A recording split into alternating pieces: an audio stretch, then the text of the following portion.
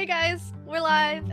Thanks for tuning in. We're Space Rock Cafe, part of the Bard Rock Cafe's Twitch channel, and we're going to be doing some spaotic things in space, some spacey, chaotic nature things. I am Xtina, your wonderful DM, and I'm going to let everyone go ahead and go around and introduce themselves. Paul, we'll start with you. Hi, everybody. I'm Paul. Normally, on the Bard Rock Cafe podcast, I play Brock's song, The Callisto Noble gave his charmed life of being a bard. Today, I'm playing Captain Jake Swallow, the Bard College washout from Waterdeep, who did go to college with Brock's song, and somehow he turned to a life of piracy. We'll find out why as the series continues. Marty, you're next. Hi, I'm Marty. I am from the Wayfaring Strangers podcast, frequent guest on Bard Rock Cafe. I did the intro music, whatever. Today I'm playing Arnil, a Thrycreen fighter, and we'll learn more about him, them, he, they later. Sweet. Ursa, what about you? My name is Ursa Bearwalker. I'm a bear, basically everywhere. I edit for CMDR Central and also sometimes, most of the time recently, the Bard Rock Cafe. I am today not playing a bear. I am playing a Kenku named Polly Juanita Cracker. And we'll learn more about why Polly wants a cracker later. And J-Ro, you'll be your last. I'm Coach Shiro, the Unsummoned Skull. Most of what I do is magic related, but I also do some D&D related things, including playing Arnil on a trip through the dungeons recently, as well as being part of the massive dungeon crawl that we were doing, or the castle defense. Really, I was one of the DMs and created the character of Rolf, which was kind of funny. Today I'm playing Amar the Swap, who is the navigator, and I speak with a French accent, so it will be interesting to see if I can keep it up. We believe in you. I think you can do it. Better than I can, because God, I can't do accents. You guys are not getting that out of me as a DM. I'm so sorry. I have 3. It's one of the things I actually do pretty well. But sweet. So let's go ahead. You guys have been adventuring through space. You were granted this incredible living spaceship as a part of who knows why. Paul's character came upon it and just kind of needed you guys on board for the adventures, and you guys, yeah, let's go ahead and join for whatever reasons you may have had in the past. And so you guys have found yourselves just doing pretty much whatever. You had a good time of it, having some intense parties, buying stuff that is who knows where on the ship at this point because of those intense parties. And at this point, you guys have found yourselves, honestly, without any of the treasure that you initially started off this adventure with. You are not destitute, but struggling just a little bit. And so you found yourselves in some interesting areas of space. I think before we really jump into it, I want to pose a question for each of you and your characters. However, whatever they're doing on board right now, I'll kind of let you guys go around in pretty much the area you introduced yourselves, and it'll be a question of who would your character currently be talking to, if anyone, and what are you talking about? All right, so Jake walks into the galley and turns a bottle of rum upside down over his mouth, and he's like, "Where's the rum gone? I can't find any more rum." You said in the galley? Yes, I'm in the galley. Okay. That seems like the place I would find rum. Yeah, Polly's gonna, I'm gonna go ahead and come from, probably like from behind a door, through a doorway, and I'm gonna be like, "You drank it all last night. I told you that." But why is it gone? Just stare at him. Just gonna stare at him as I'm also trying to like clean up like my space, because the galley's my space. I'm the chef for this crew, so I'm gonna be like picking up empty bottles and who knows whatever. There's like a random sock, I'm sure, maybe Maybe someone's underwear. Who knows? Just floating around in the galley. Ah, you found me lucky britches. I was looking for those. Immediately drops them. I pull out my rapier and I pick them up by the tip of the rapier. I'm just gonna turn around. I don't know what to do with that. Marty, what is your character up to, and who are they talking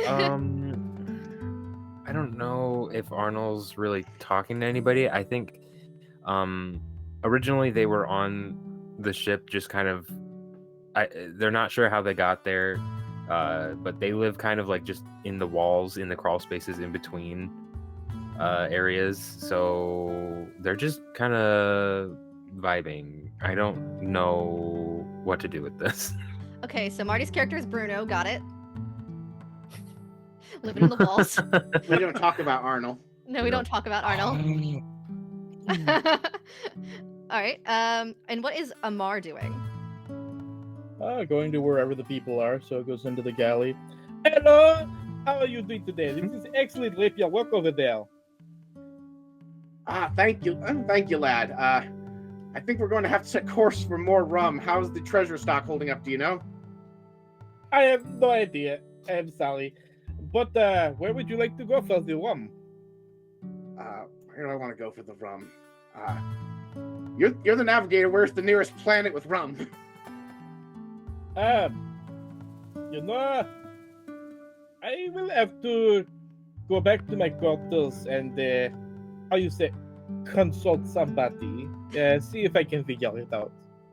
All right. I pull out a compass and I look at it and I just I think it's that way. And I just point in a random direction. Nothing to do with the compass. I'm clearly not actually orienteering. I'm just drunk off my rear. So, Amar, being the navigator, are you the spelljammer, or are you just in charge of directing the ship? Mostly in charge of directing the ship. So you guys kind of have realized at this point, I would say, or actually, you guys could go ahead and roll me a perception check really quick. First roll of the campaign. Yes. Don't screw it up.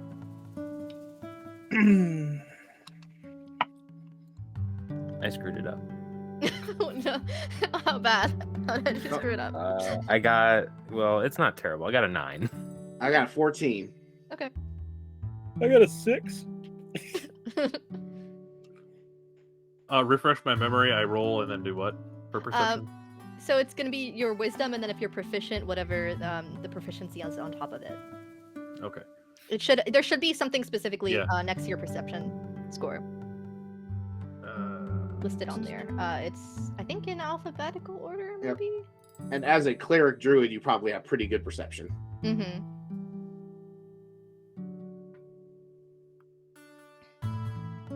Also, if you're in D&D Beyond, there's just straight up a button to roll it. Yeah. I'll just do that. And it auto adds it.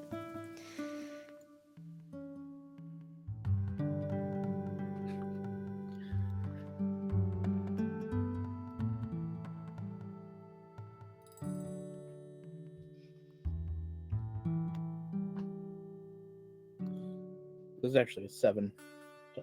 It's still not great. Okay. It wasn't hard to hit, honestly. If you guys rolled above, anyone who did get above a 6 is totally good. You guys, it was really low, because it's very loud. It's very, very loud on the ship. I would say, Amar, you might just, not quite, register that this is happening, because you're just I've got to go figure out where the rum is. And you're just I'm going to go consult whatever. I'm done with this interaction. And you guys sort of hear, please select Spelljammer. Please select Spelljammer. Please select Spelljammer. Just coming from the area of the ship where you sort of noticed there was this living looking dryad thing. And it's just been non-stop repeating since you pretty much started trying to go on this journey. You're not entirely sure how the ship has been being controlled up till now, but it has been. I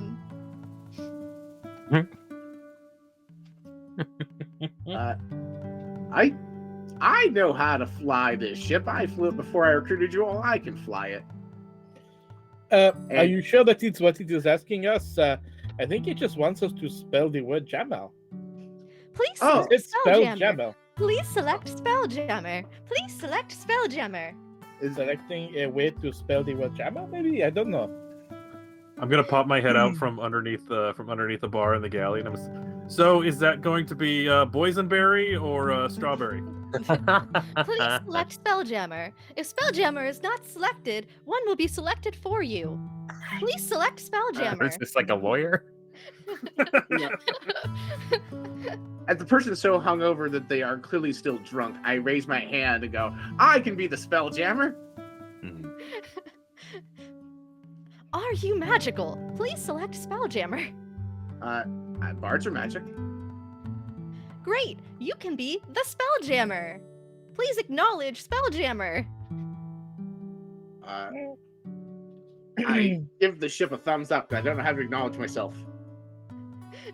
You see there's like a little like handprint spot that opens up. I stumble forward and I put my big old bunny paw right across it. You sort of like get this sensation of like ridges in a tree when you sort of touch it, and you get this weird like pin prickly feeling in your hand, like when you fallen asleep on like the wrong side of your body, and you just kind of have this closer innate feeling with your ship of what exactly has been happening, and you almost feel like you're magically more connected with it. A lot of the times with the living ships, you aren't necessarily going to need to have a specific Spelljammer, so it's kind of weird. Possibly if you know anything about these ships that it would be asking, but for anyone who's not entirely like ship oriented, it's just like, yeah, this makes sense that this is happening.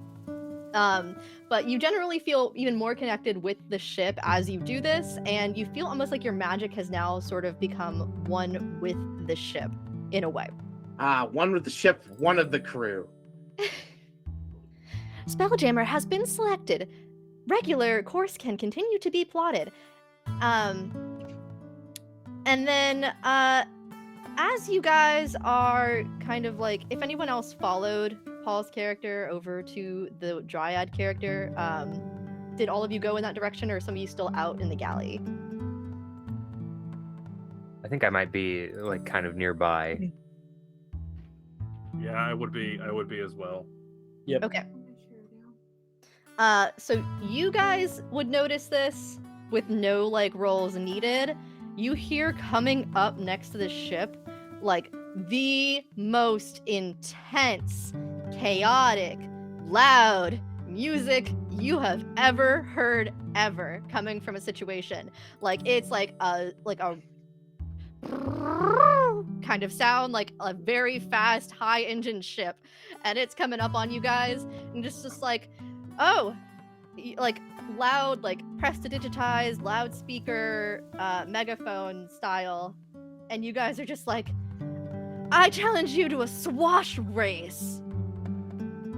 I jump up and I jump up on the deck and I give them the devil horns because I think the music rocks.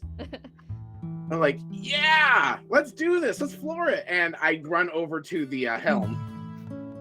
Oh, maybe that is the kind of jam that they meant.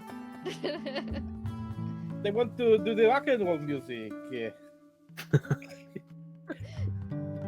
And I need one of you, if you would like for it to be the captain, feel free, but one of you needs to roll initiative. I get a ridiculous bonus on initiative because of my hearing gone. I get +5. All yours, Cap. Yep, knock yourself out.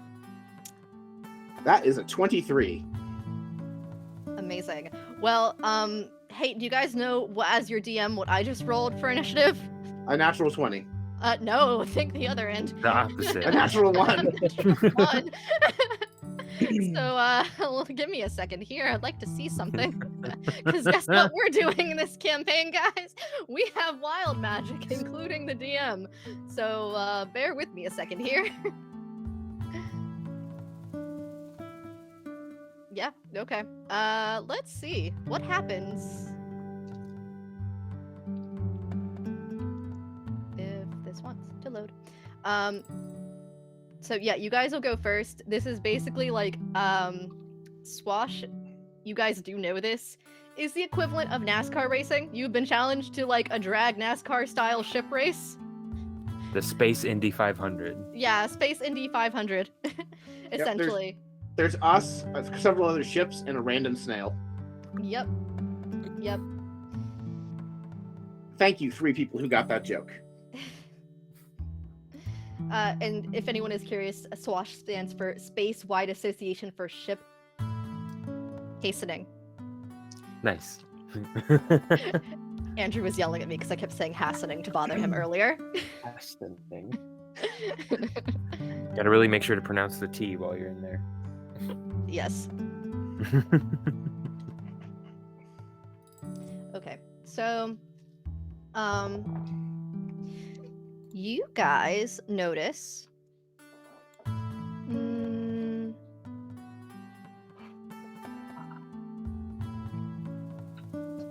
cool. You guys don't notice anything. You do feel there's like a disturbance in the atmosphere, but you don't notice anything. I sense a disturbance in a force, a presence haven't felt in some time. Wait, wrong thing to spoof. Is it though? Is it? Are you sure that's not the burritos from last night? Yeah. And I look at the other ship captain across there. I'm like, have I threatened you before?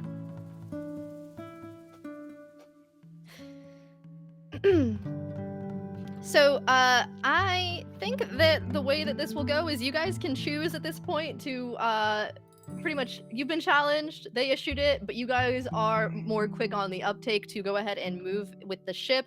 As the spelljammer of your ship, you pretty much can control the movement that it takes, and then how much you want to. You can choose to impact the other ship in maybe not normal ways that are involved in racing. You could choose on individual levels. We can go down if you guys would like. We can also just have you roll like separate initiative if you would like as characters to do anything spell wise, and same back for their crew as well on their ship.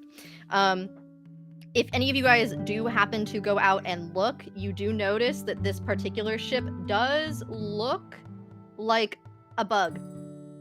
Best thing to describe it, just looks like a bug. Mm-hmm. And you guys do know your ship has a flying speed of 40 feet. Right. Do I know what skill flying the ship uses? It doesn't really have a skill. Okay. It is just you as the spelljammer person in control, and the captain are the one that can control pretty much its movement. So think of it like a normal character. If you don't want to use anything that's a part of the ship, like it's any of the attacks that it possibly has, because it does technically have like a ballista, but it takes like a certain amount of people to use the ballista. You could dash with it. All right. But otherwise, it's just like its own little kind of thing. All right. Are we looking for a signal, or are we just like gunning it right now? They challenged you. You said, "Let's go," and that's pretty much it. Okay, awesome. I yell, "Hold on to something, me hearties!" And I'd use the dash action for the ship to go double its movement. Cool. That equates to about 9 miles an hour in real life terms, in case anyone's wondering. D&D, not a realistic representation of speed. Right, exactly. And then they sort of do the same. They are going to go ahead. They keep up with you pretty well. You do see that they are sending a couple of their crew members. Like, you can kind of see them scurrying around the like edges of the ship. A couple of them have gone like a little bit further, like down inside the ship, but they're just basically keeping up with you at this point. And I will say, usually whenever these things are kind of initiated, there's a assumed endpoint. For you guys, it would probably be like a large asteroid that's projected out several hundred feet. So the goal is to get to whatever the nearest landmarker is when the challenge was issued. All right. Seeing that they're keeping pace with us, I say, "Hold on!" And I turn the wheel while we're moving, so I inch closer to them, like I'm threatening to bump a side of our ship into theirs. I'm trying to intimidate them into appearing off. Okay. Yeah, roll an intimidation check.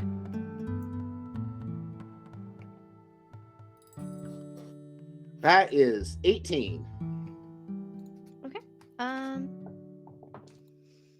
Yeah, that was very intimidating. Very intimidating. They are gonna move back a little bit and okay. Well, we're gonna retire that die for a little while. That's all I'm gonna say. on my end. We're just gonna not. Cause that's a bad DM die. Yeah, cool. They'll back off just a little bit. They're keeping up about half pace with you. You have about 150 feet or so to go before you reach the asteroid. 150, 160 feet. So got two more of that. I mean, Hardy, is there any way we can get the ship to go a little faster? And I'm trying to see if there's anything anyone else can do to kind of help out while I'm just keep using the dash action. That is basically Jake's MO for this, unless the other ship does something. Yeah, what else can the rest of us do to make the ship go faster? If any of you guys have spells that could impact the ship that are not specific to a living creature, you could try to use those. Although I guess living ship is a living creature, so I would be interested if you wanted to propose anything that is a creature type. I might allow it depending on what you're trying to do. Cast haste on the ship. That was that's what I was leading into. So those are options. The ship does have, like I said, it's got its own little tiny ballista. It takes 3 people to load the ballista, and then it's an action to aim it and an action to fire it. So it's kind of it does a lot of damage if you wanted to try to attack another ship, but it's kind of cost intensive. Or if you have any kind of terrain affecting spells that you would like to try and use, you are welcome to use those as well. Man, I wish I had spells. Well, I don't. This seems like it wouldn't work as written, but I have telekinetic movement. Mm-hmm. I can target one loose object that is large or smaller. I'm assuming the ship is larger than large. I'm gonna go with yes. The living ship doesn't have a size on it, so that's how I'm gonna guess it's too big. Fair enough. It's got an actual size as far as a map and stuff, but it doesn't have a size category since it's not technically a creature. Right. But it's a living ship, so it's a creature. Yeah. I believe in general for stuff from buildings and ships are size category large. Wagons are size category large. Generally speaking, if it is more than 2 people big, it is large. I honestly would say it would probably classify as huge or giant. Mm-hmm. It is at least large. Yeah. Bigger than large. Okay. Larger than large. So how fast is the other ship going relative to us? It was keeping pace with you. They were very intimidated, and so now it's about 40 feet behind you. Okay. Does it look like this? So you said it looks like a giant insect. Does it look like the ship itself is an insect? No. This ship, do you kind of get in a place where you can get a better view of the ship? Yeah, I'll walk up to the viewing pan, the whatever we have that'll let me see outside. It looks like a bee, like a wasp. Okay. Nice. But it does not. It just looks like a bee. It itself is not a bee. It does not make buzzing sounds aside from the sound it made. Okay. Which seems more like something that was outfitted on this ship for the cool factor. So if I were to cast prestidigitation, create a flower, and throw it off to the side, it wouldn't distract the other ship. Probably not. Ah.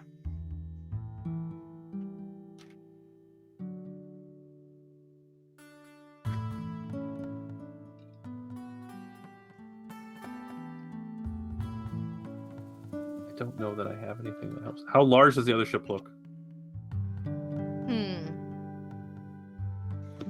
About a quarter of the size of yours. It's much smaller. Does that one count as a large creature?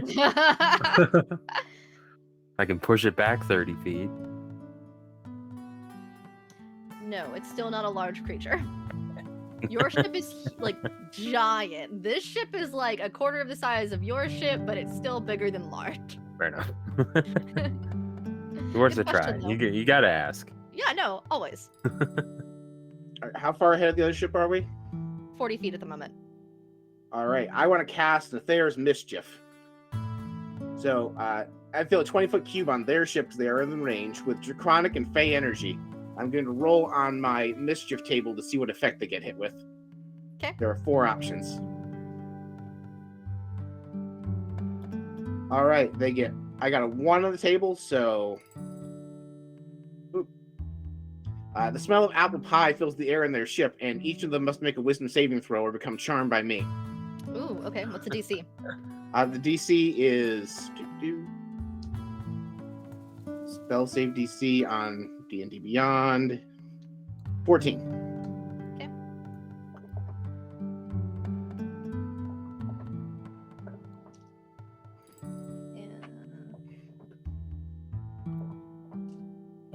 Okay. You see 2 people. You get the feeling that 2 people are under that charm effect. Everyone else is just wondering where the smell of delicious pie came from. Yeah, you just kind of hear like, yo, who's making a pie? I didn't know we Get out had of a the kitchen on the kitchen. We're ship." racing. Like, where'd this pie come from? Bro, you know we're racing. We can't eat until after we're done racing. I have a question. So you said that we have ballistics. Yes. Okay. If say the ballistics are fired, does that count as the ship making an attack? So it is not necessarily clear. I think the intention of this, the way they wrote it, because there are 3 crew members that you have to have on it, is it would take each crew member an action unless you are still in ship-to-ship action mode. So if it drops down to person initiative, then we consider it 1 person loads it, 1 person aims it, 1 person fires it. Otherwise, when you stay in ship-to-ship economy action, it's 1 ship action, next ship action, then you can fire it. Okay. So I don't know if that makes sense. So if I say cast Sanctuary on the ship, it's not going to go away if we fire the ballistics. Read me Sanctuary. It says the relevant clause is if the warded creature makes an attack, casts a spell that affects an enemy or deals damage to another creature, this spell ends. And it says that you ward a creature within range against attack. Until the spell ends, any creature who targets the warded creature with an attack or a harmful spell must first make a wisdom saving throw. On a failed save, the creature must choose a new target or lose the attacker spell. The spell doesn't protect the warded creature from area effects such as explosion of a fireball. Okay. I will say you could cast Sanctuary on the ship because it is a living ship. However, because the ballista is a part of the ship, then the action of like firing it would technically do that clause of when you make an attack. Okay. Can I use Long Strider on the ship? Yeah, probably. What's the language of Longstrider? My God, Long Strider is suddenly relevant in D&D. Oh, Touch a creature and increase its speed by 10. Sure, go for it. Sweet. All right, so I'm going to touch the ship and try to increase its speed. Cool. Then, You have a movement speed of 50 at base. Now, question: are we doing the wild magic procs off the spell cast? Because 2 of us just cast spells. Ooh. I know. Yeah, I was gonna say Kenny normally on the podcast rolls, and if he gets a 1 or 20 procs. Neither procs. Oh well. Arnold doesn't have anything that they can do, but Marty does. I'm gonna redeem some of my channel points in real life and make a wild magic surge happen.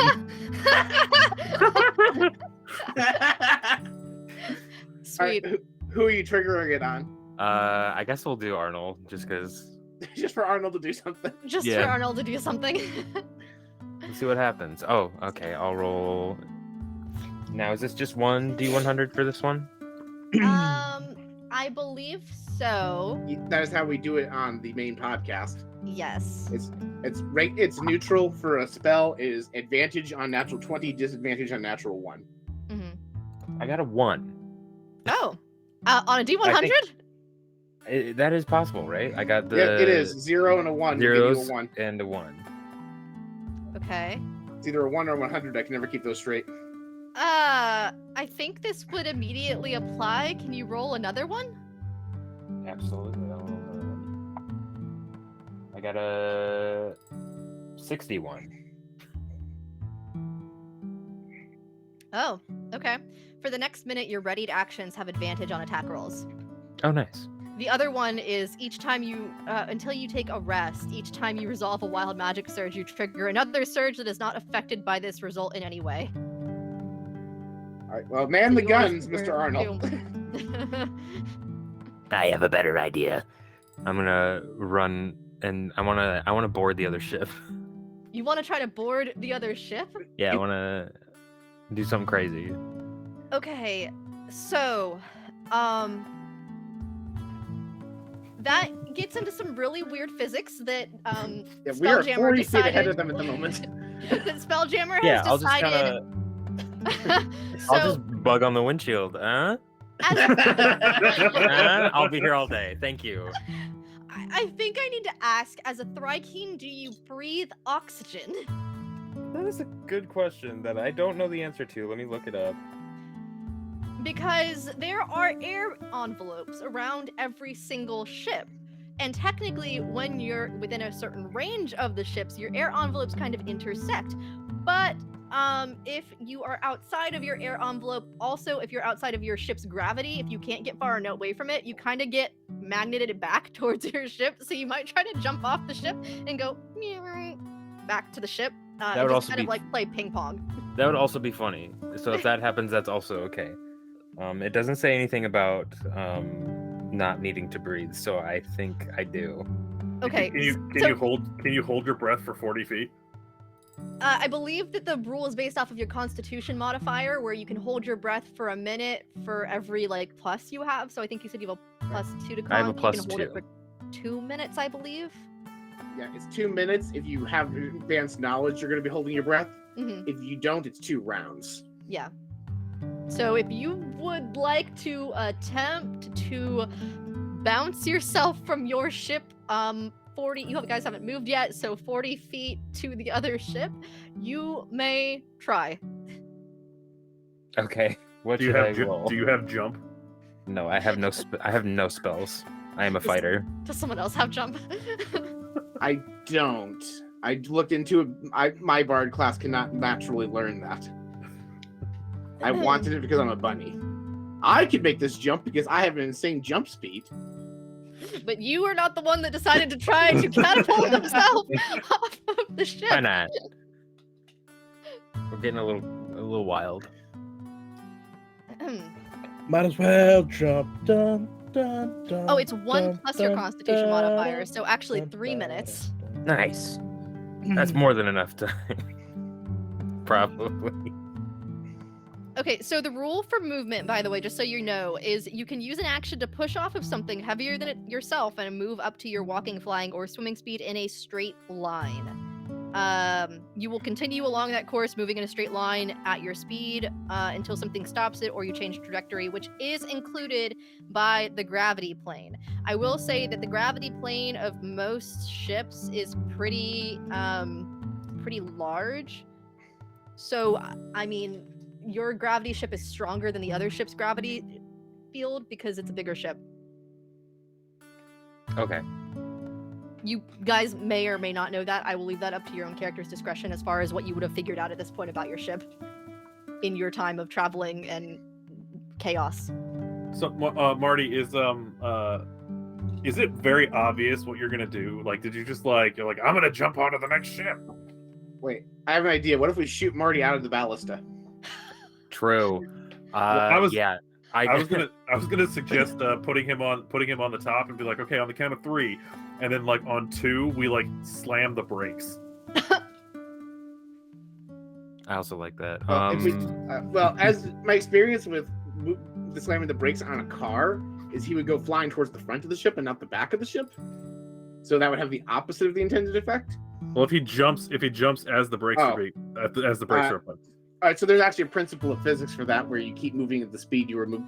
There's like a whole thing about like if you jump on a moving train, the train doesn't move underneath you. Right, but it would close the gap between us and the other ship. Is the point? Who knew we were going to be discussing physics in a D&D stream, guys?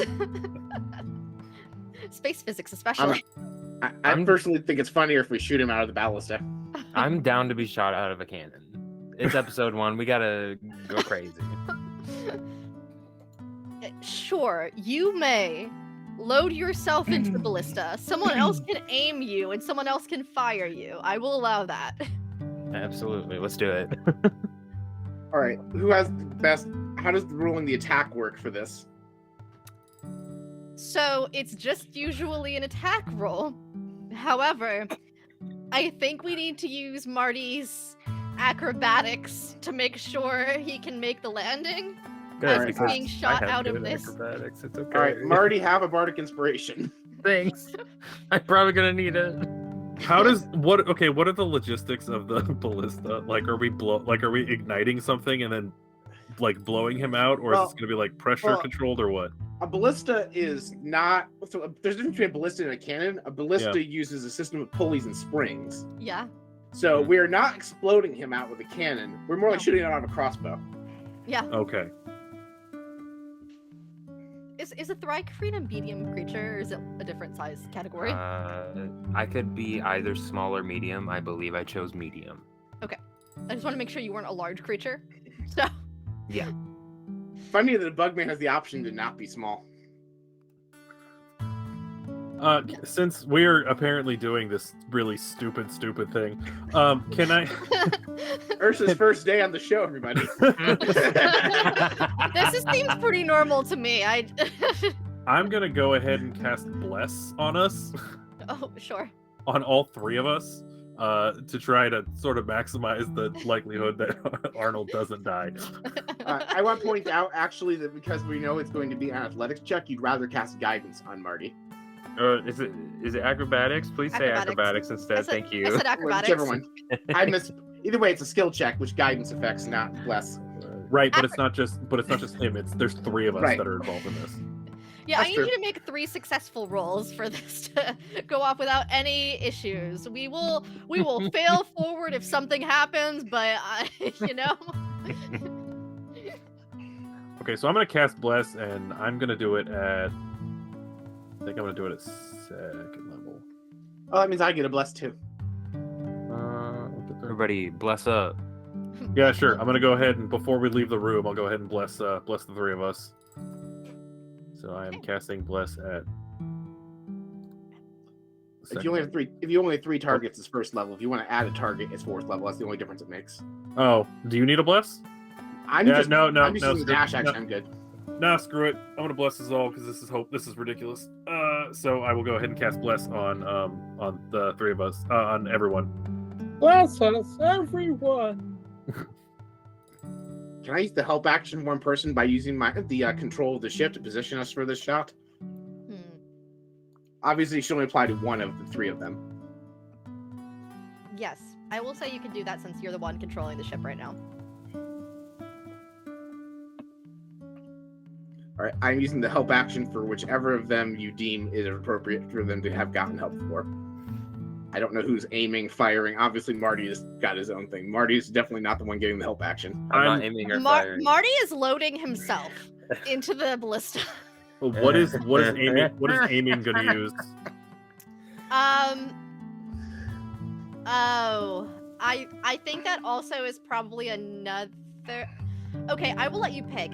You can either pick acrobatics or I don't really want to say investigation. I feel like that's wrong, so perception. Okay, I will go ahead and also I'll use perception. Okay. And I will aim. So you're gonna be firing there, Daryl. And then your navigator is firing. Is that what the plan is? Yeah, I think the navigator's gonna fire. I wasn't intending to. I'm currently touching the ship, Oh, trying to speed well, we it need up. a third. We need a third person to fire the cannon. So I don't know how we're gonna do that. Thought the You guys captain was just- firing. You guys just do all this. Just like, wait, Yeah. where's our third? Just waiting. I'm just waiting on the ballista. Like I'm ready to go. Launch me. I'm Why gonna, isn't I'm anybody gonna go to firing? the I'm gonna go to the kitchen and make snacks. Apparently, since everyone's just doing whatever.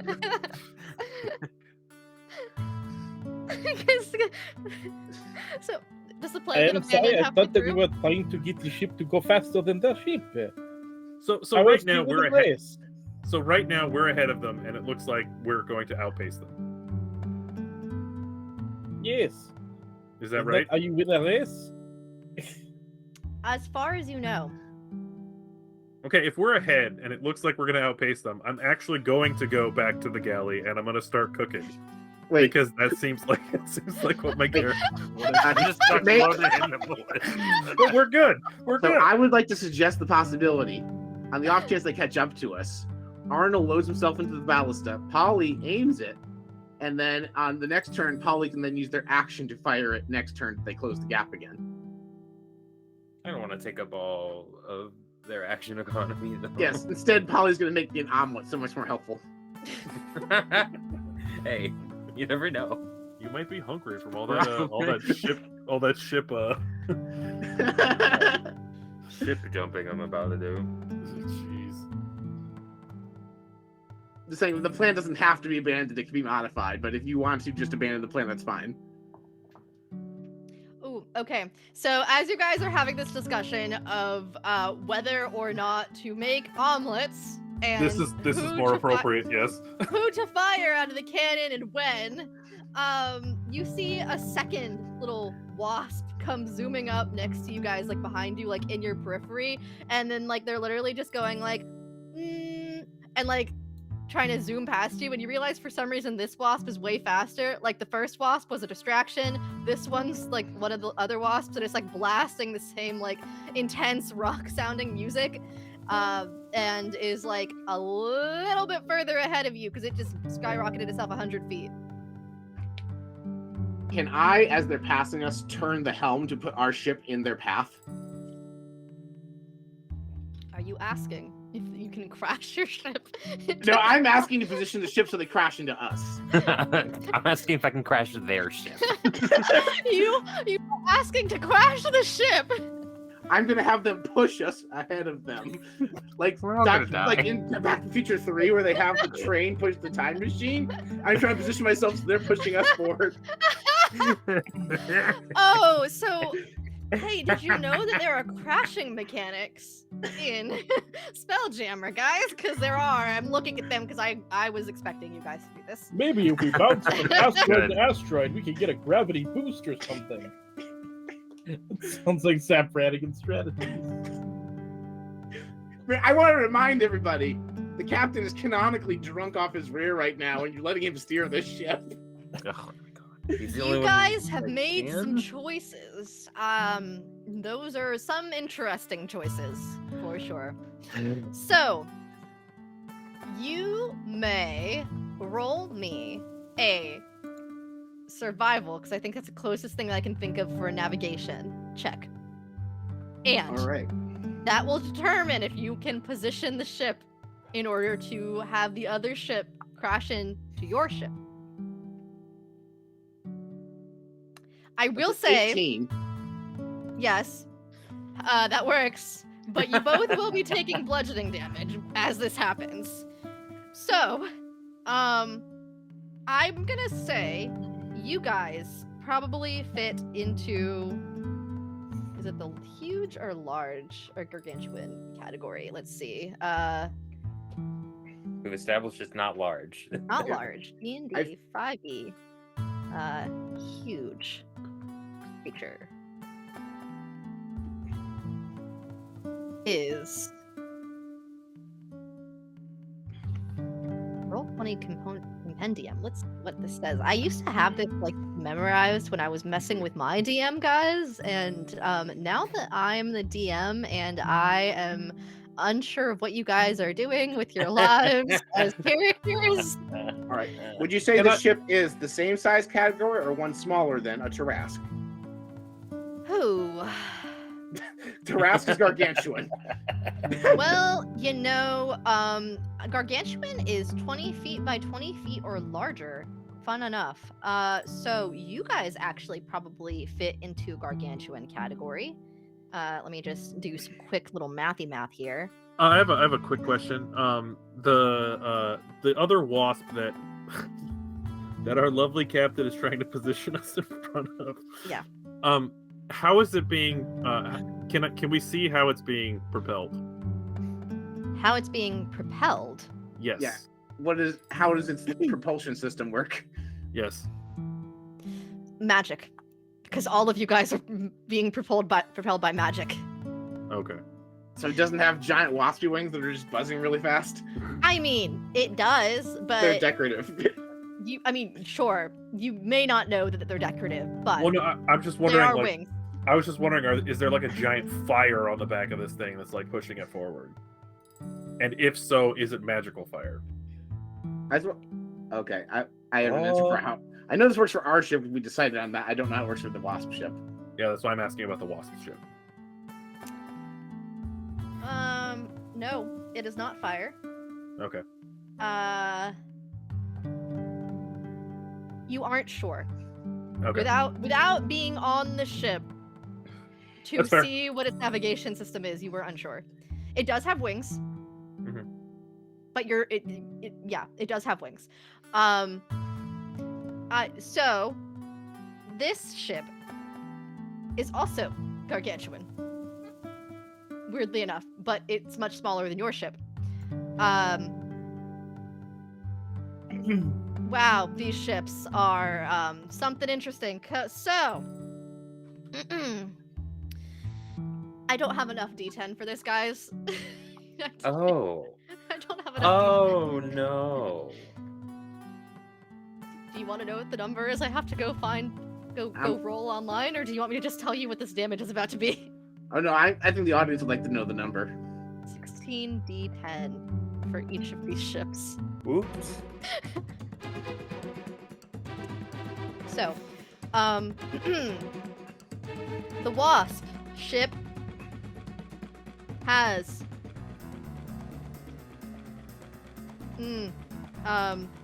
250 hit points. You guys have probably more than that. Please say Oh, no. good. That means it won't instantly destroy the ship. You guys also have 250 hit points. Oh no. So,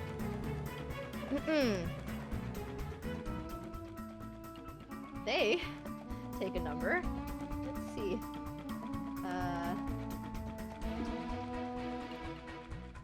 Oh boy, guys. Oh, okay. I will need one of you to keep up with this number. So you start at 250. Mhm. You have just taken 86 bludgeoning damage on your ship. So you just get careened sideways as the ship is positioned in front of this tiny little wasp, and you just feel like a chunk get put into the ship, and you hear angry yelling like, "Yo, bro, what the heck? What would you do that for? That's not a part of the racing code. How dare you not abide by the proper swash racing standards?" What? Well, I don't know what you're talking about. You hit me. You came up behind me and hit me. We're going to exchange insurance information after this race. No, we will not. I don't think you want them to know that the captain is drunk behind the wheel. Don't make us get the asses involved in this. Don't say the quiet part out loud.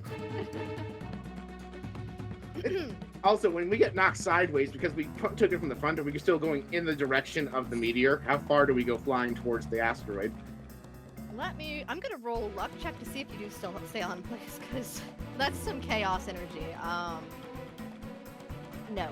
You go No. sideways. You know when you get hit, I don't know if you've ever been in a car accident where someone has hit you directly side on, but the car basically spins out and you are like facing the wrong direction you came from? That's pretty much what has just happened with both of you guys. So I will say you guys have to get back All right. on track. So I want to go ahead and say Jake is experienced at before his life as a pirate, he's definitely driven a wagon drunk, and he knows when you just spin it like this, how to counterbalance it if someone hits you. So I want to try and use the momentum of our spin to put us back on course and get like a speed boost towards this asteroid. Kind of like ride the spin. Okay. I need you to roll acrobatics for that. I don't know if this was like a Freudian thing, but the captions just said asteroid as disaster. Hey, also, Marty, your character is still in the ballista, I sure right? am. Yep. Can you just roll me a quick athletics check to see if you stay in there? Sure. I would I'm gonna say probably it's like to not be in there. It misfires and Marty goes flying into the astral sea. Well, that was Arnil, everybody. See you next session with the new character. I'm gonna need you to make a DC 15 athletics check, please. You Athletics. still have the Bardic inspiration if you need it. Your Bardic a D6. Yes, it is, and you're also blessed does not affect a skill check. But it affects save though. Which one is this? I think bless applies here. Is it a saving throw? If it's a saving throw, it does. It is not. Okay, I'm gonna use the Bardic because okay, that didn't really. No, that did help. Okay, that got me to 15. I got a 1 on the Bardic. You might have a concussion later, but you're still in the ballista. Ow. And I got an 18 on my acrobatics. Right. Sure. Yeah, you miraculously position yourselves so that you are in the correct direction. The wasps are not so lucky, at least the one that hit you. There is still the other one. They're mildly intimidated. They're hanging back a little bit still, but they are also going to start speeding up after you.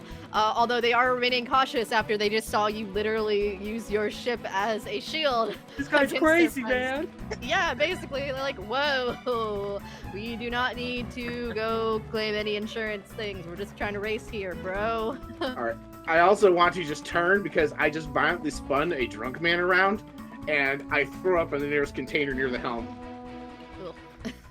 Should What whose container is it? Does it happen to belong to anyone? Is anyone going to be I'm guessing it's like upset? just like I'm guessing it's like a like I imagine the helm like I imagine that it is a living ship. Our ship is like strongly resembles a normal ass pirate ship, and so my helm is just up on the top, like right above where the captain's quarters would be. So I'm kind of just envisioning like there being a bucket. I actually imagine at some point after like the 4th time Jake did this, Polly put a bucket up there. Yeah, I was gonna say, this being a regular occurrence, I'm sure there's probably like a bucket like duct taped to the side of the chair. That makes sense. Yeah. Okay. So, the one wasp is definitely staying away from you guys, but it is is slightly behind you. I would say it's probably about like 40 feet away from you, but 10 feet back. But it's trying to keep up with you, the one that did not get hit.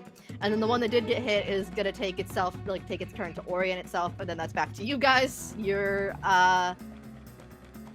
still, I think, doing that move about 160 feet away at this point. All right, so we are well out of range of both ships at the moment. At least of like initial things, yes. Okay, we aren't in range to fire Arnil at the other ships. You could try. Good Well, try. I don't know if anyone. I think Polly abandoned this plan, so I don't know if Arnold's still chilling there. I'm just checking before I dash the ship. So I think that since it basically sounds like we were just standing around trying to figure out what we were gonna do, Arnold climbed into the ballista, and I'm just sitting there just going like, well, I'm just gonna go make an omelet, but instead we end up smashing into this other ship. Shut up. I think sorry, my phone was yelling at me. I think what I'm gonna do then is there any way for me to talk to the ship directly? Can you, I know you are a druid, but not all druids can do this. Can you speak with plants? I can. I cannot. Then no, you can get the sense that the ship is alive in some way, but you don't necessarily know the best way to communicate with it yet. Okay. In that case, I think before we do anything else, I think Polly's going to be concerned with the massive amount of damage that our ship just took, and probably try to negate some of that. So I think I'm going to go ahead and I'm going to cast Cure Wounds on the ship. I think that you can do that. I will allow it. I think there's rules about like what can be used to cure it. I feel like Cure Wounds would make sense because it's living, at least for your guys' ship. Mm-hmm. Although I think normally it does have to be mending that heals the ship. Mm-hmm. I'll let Cure Wounds work for your guys' ship. That makes sense to me. Our ship is classified as a creature, right? Because it's a living ship. It is now. Yeah. I don't know if that's how it's supposed We to have be, made but the it is now. executive decision. Yeah. Awesome. Okay, I'm gonna cast. I'm then- gonna cast Cure Wounds then at. That was a lot of damage. And do I hear Polly trying to talk to the ship? Are you guys close enough to each other where that would make sense? Well, I was shouting commands down to them. I don't know how loudly we were talking to the ship down there, but I assume if they could hear me shouting, that I could probably hear them if they're being loud enough. How loud were you being? So Polly's gonna walk up to the wall, and gonna do that thing that people do sometimes when talking to inanimate objects. Just like, oh baby, are you okay? Oh, that was a big hit, wasn't it? Oh. Oh, I'm so baby. sorry. Because I know right now I have a psychic connection with the ship. I don't know how that would work if I can hear that. Do I get the impression the ship is... First of all, is the ship mad at me? Yes. I'm Yes. sorry, ship. I'm sorry. You know I didn't mean it. I make bad decisions when I've had too much rum. Ships are not meant to be used as shields. Why would you do that? That is the wrong course of action. You just hear it's like a mom that is berating you. You are being nagged at. And then you talking to the ship, Polly talking to the ship. The ship's just like, see, at least someone has some class. That is so nice. Why can't you do things like that instead of using me as a shield? It's all right, ship. I'll make it up to you. The next port, I'll get you a fresh coat of lacquer. I don't think that will help with the damage I have sustained. And then at that moment is when Polly is gonna cast the Cure Wounds. How much do you heal the ship for? Let's see. Is it at least 86? Is it at least Oh, 86? no, that's no. It's wow, this is slow. 11. So it's a little. We have 175 out of our 250 health. If I could have a band-aid put on me, I feel like that is how this would feel like. My inventory and see if I have something resembling a band-aid. The water skin rations. Nope. Where's my... I should have an entertainer's pack or something. It doesn't say where it is. You Yep. should always keep that crew member around. I like them. Yes. Polly is the ship medic, so that does check out. And the ship medic is the medic for the ship. That makes sense.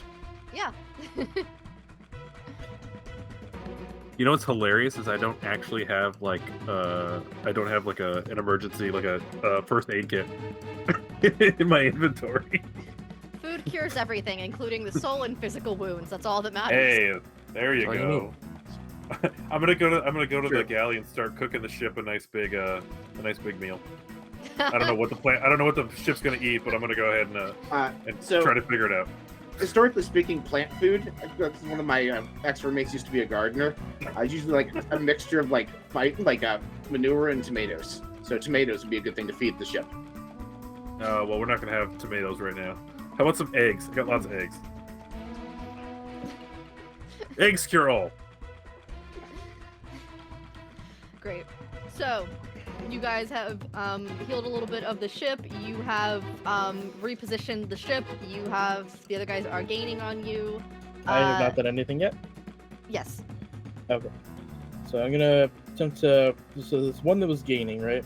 Mm-hmm. I'm gonna attempt to cast fog wherever it looks like they would be, like their navigator would be, or their ability to see forward. Mm-hmm. So like if there's a window, and try to cast fog on that. Okay. Or I fog cloud. Yeah. think you get. Yeah, you can do that. How big is fog cloud? Fog cloud is 120 feet, Range? Okay, but like and then it's a 20-foot out? radius sphere. Got it. Yeah. So you guys just see this like big cloud of fog that appears in front of, like encircling the wasp.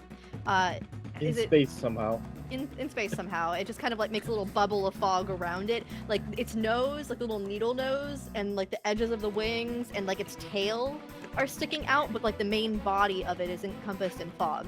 And you just hear like the shouts of panic, like, I can't see. What is, guys? What the heck? This is so rude. They're not playing the game right. How? Why aren't they racing properly? I thought you said they looked cool.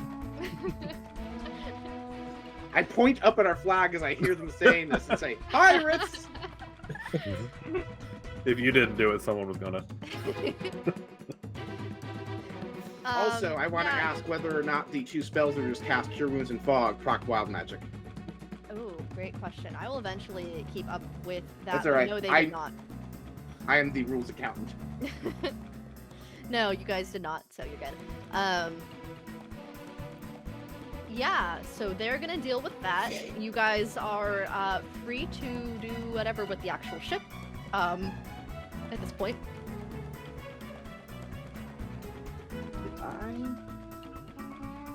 I'm checking to see whether I took mending. Oh, I did not yet. It's also kind of slow, the actual rules about healing the Right. ship.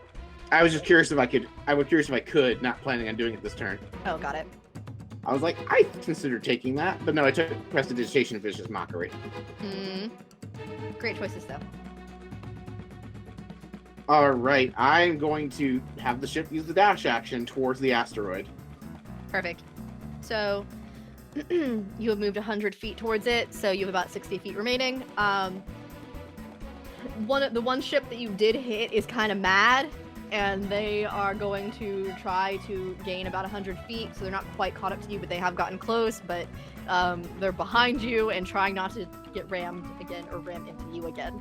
The other one is still dealing with fog cloud situation, so they've stopped moving.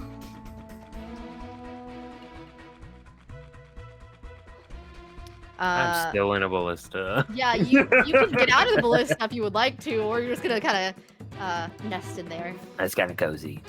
It's kind of Wait, cozy. if the ship that rammed us has moved 100 feet, how close are they to us? Can Arnold jump this one?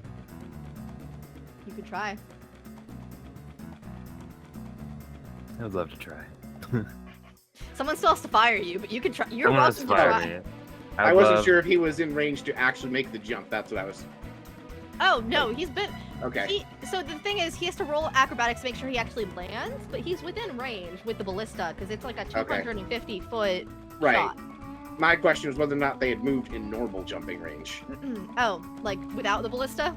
Yeah, because the ship that rammed us at some point was physically touching us, so I wasn't sure how close they are to us now. Oh, so, yes, they are probably within 20 feet of you at this point, if that works for your jumping range, whatever that is.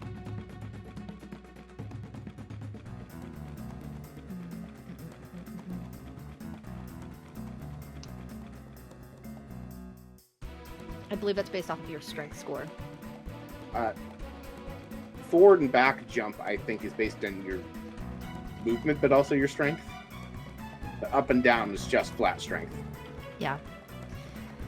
I have 10 in strength. So That just was- your movement. Yeah. What is your general movement? 30 or 40? Oh, 30. Sorry. Yeah, no, you could try to jump to the ship if you push off from your ship. I will still Okay. make you do acrobatics to try to make sure you go correctly, but you can distance-wise make it. I can do acrobatics. Ah, you can make it, Mr. Arnil. Another bardic inspiration. I believe in you. Thanks, Captain. I really appreciate your support. Okay, I'm gonna do it. I'm gonna jump. Acrobatics. Yes. Okay. I'll add the bardic onto that. It's 21. Yeah, no, you can make it. You have boarded their ship. They are a little bit upset. You hear, once you're actually, on the ship, you do see it's a bunch of other Thrycreen that are like, bro, what are you doing? Like, why would you jump our ship? This is so outlandish outside of, normal racing procedures. What are you doing? I honestly didn't know. I didn't think I was gonna make it this far. Like a dog, we actually caught the car. My plan only got me this far. I guess my original plan was to come over here and fight people, but this isn't a malicious thing. We're just racing, so that doesn't really need to happen. Just move things over with them really quick for us. The one that you did the damage to the ship because there's a chunk missing out of their wasp. It's the nose is dented and crinkled in. Oh man, that's gonna.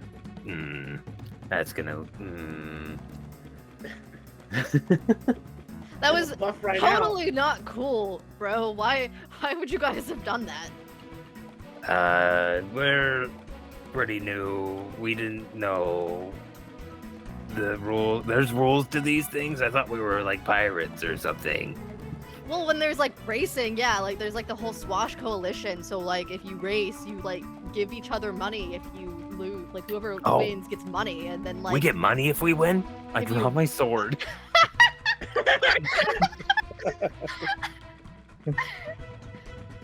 whoa, man, and then gonna draw they're gonna reactively be okay, we're gonna go jump back over to the regular ship and see what's going on. What's Polly up to? Still making omelets? I mean, at this point, I think that she is actually just making omelets because she's just this is the only thing that I understand at this point. This is the only It's thing food. that makes sense. It's food, so I'll make food, and then when we're all done, we can go ahead and heal some because I'm sure everyone's gonna need it. The captain definitely needs a sobering omelet at this point. But I don't know that Polly can do much else besides try to carry on and hope that we don't end up getting completely demolished by a 175 HP attack to our ship. So That you guys inherently caused. Okay, yeah. Amar, what are you up to? Just put the fog cloud out. Mhm. Basically just gauging to see whether we're winning or not, because I'm doing everything I can to make the ship go faster, make their ship go slower. Okay. That's Yeah. all I can really think of to do right now. No worries. That totally works. So, the other ship is still keeping up with you guys. One of your crew members is on board their ship. If that makes a difference as far as how far away you would like to try to get from their ship. But if anyone is looking over and behind the ship, I don't even know if that would be possible. You would see that at this point that you guys have Arnil, who is pulling out a sword, you said, instigating a fight on the other ship, on their deck, and there's been a little bit of a commotion. So you could hear, probably, if any of you were out on the main deck, the commotion. But that's it. So I will leave that up to you as far as how far you would like to try to get from the ship. Mr. Arnil, invite them over for lunch after the race. Smooth things over. Excuse me. Polly's making omelets. Oh yeah. Hey, we feel really bad about ramming into you. Omelets. I'm gonna need you to make a persuasion check with disadvantage while you're Oh, holding a God. sword I'm going already- omelets. Where's my d20? Okay, with disadvantage. Yeah. Oh, this is gonna be really, really good, everybody. This is gonna be just fine. 0. I'm sorry, how? I got a nat 1 and I have a -1. All right, Oh, wow, that's your trigger. Yay!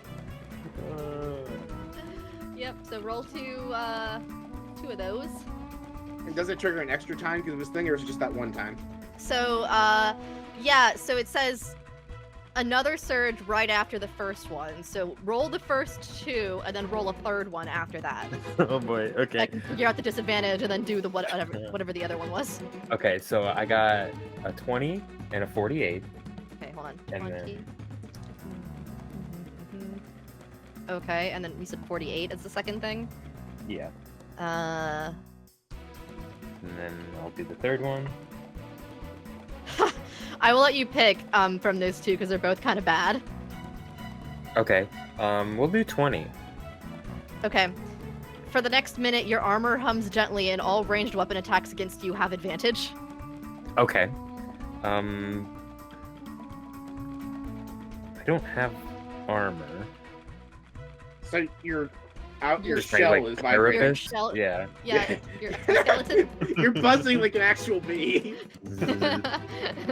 And then the third triggered one is a 77.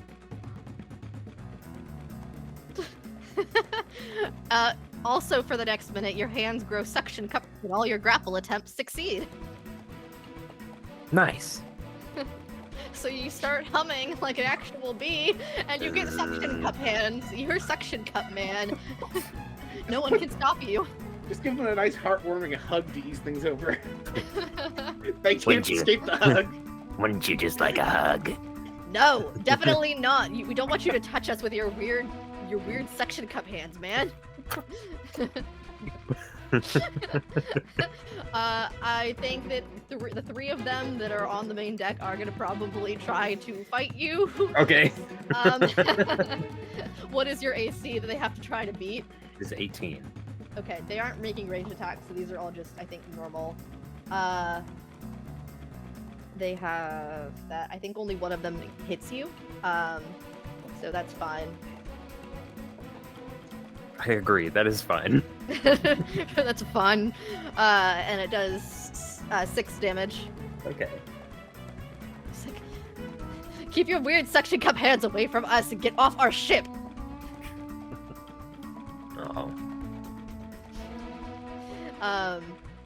And they're just like, we gotta win the race, guys. Come on, keep going.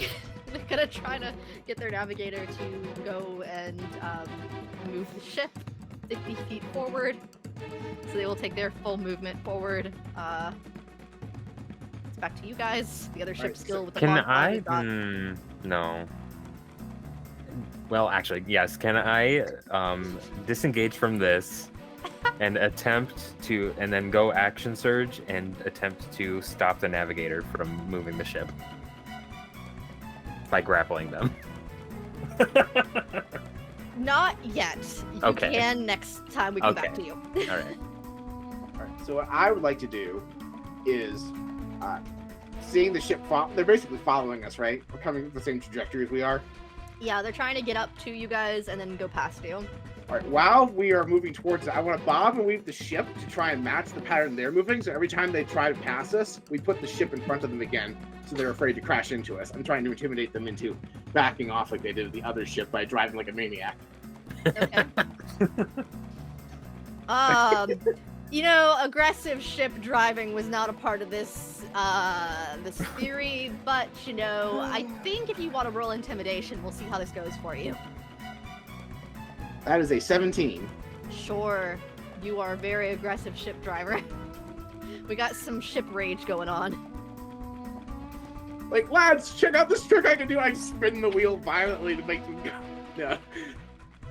No, I'm not doing barrel rolls in the ship.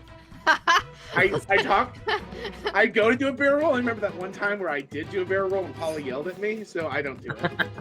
I was gonna say you are welcome to do a barrel roll, but there may be consequences involved with the barrel roll, but you can do it if you'd like. It's not a No. barrel roll, it's an aileron roll. Jeez. True. Okay, sure. So successful intimidation, they are just behind you. Polly's still making omelets. Oh, well, I should probably like roll for eggs. Yeah, roll for eggs. So I'm gonna go ahead and roll for eggs. Let's see, 5 means so I'm gonna summon 1 large egg, Okay. and it is a crocodile. So the egg hatches with so I have a friendly crocodile. Amazing. Just hanging out with me in the kitchen as I am trying to make omelets. So You Wow. have the other hand. maybe we end up making I don't know, something a little bit more Cajun. Give me a little inspiration for the omelets, little Cajun omelets. The crocodile kind of scurries up next to you and it goes, wah. Just I'll toss something in its mouth. I would like to above game suggest as a reference to the main podcast, we name this crocodile Mr. Spicy. ooh. And it's I'm gonna feed him. I'm gonna feed him something. I'm gonna feed him something nice and spicy too. And I'm gonna go ahead and feed him like a hot stick of jerky or something like that. Toss in his mouth. And he's like, oh nom nom nom.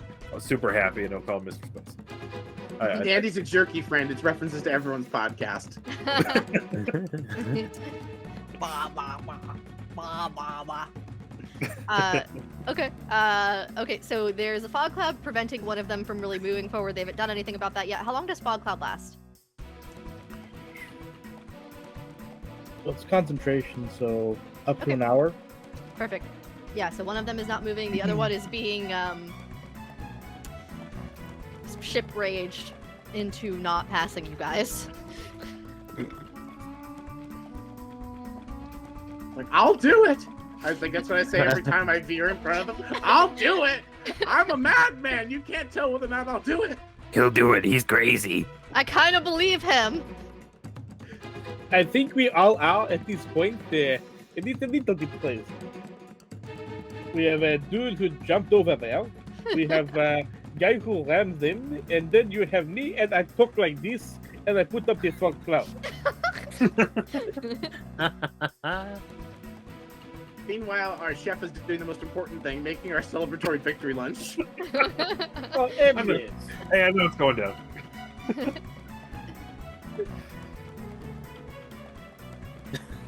Okay, so you're just chilling. Mark's just pulling. Yeah, Amar's keeping the concentration and basically talking some smack. Okay. Hello, you know where you are going? I bet you haven't the foggiest. That would be funnier if we weren't the ones dealing with it. Oh, I'm sure you'll be able to laugh at it after we have won the race and you have paid us. Okay, yeah, so back to what's going on the ship. They are attempting to pass you. I'm gonna see if they can. You had an 18 on the intimidation. 17 this time, actually. Okay. See if they do not. So they stay behind you. I was gonna say if they could beat you in a roll, that would have been fine, and they would have managed to get around you. But they could not because my DM dice hate me today. You didn't let Hoshi lend you dice for this, did you? I know these ones are just extra interesting. So they're not having fun with me today. But yeah, they will do that, and then we are going back to Marty and everyone else on the ship. So you and whatever plans you have. Wait, I thought we were doing that round because everyone else just did a thing, and Arnil had said his thing was going to be trying to stop them from advancing again. This is the new round where he can do that? Yes, but Okay. yeah. You guys are successfully keeping them behind you for right Okay. now.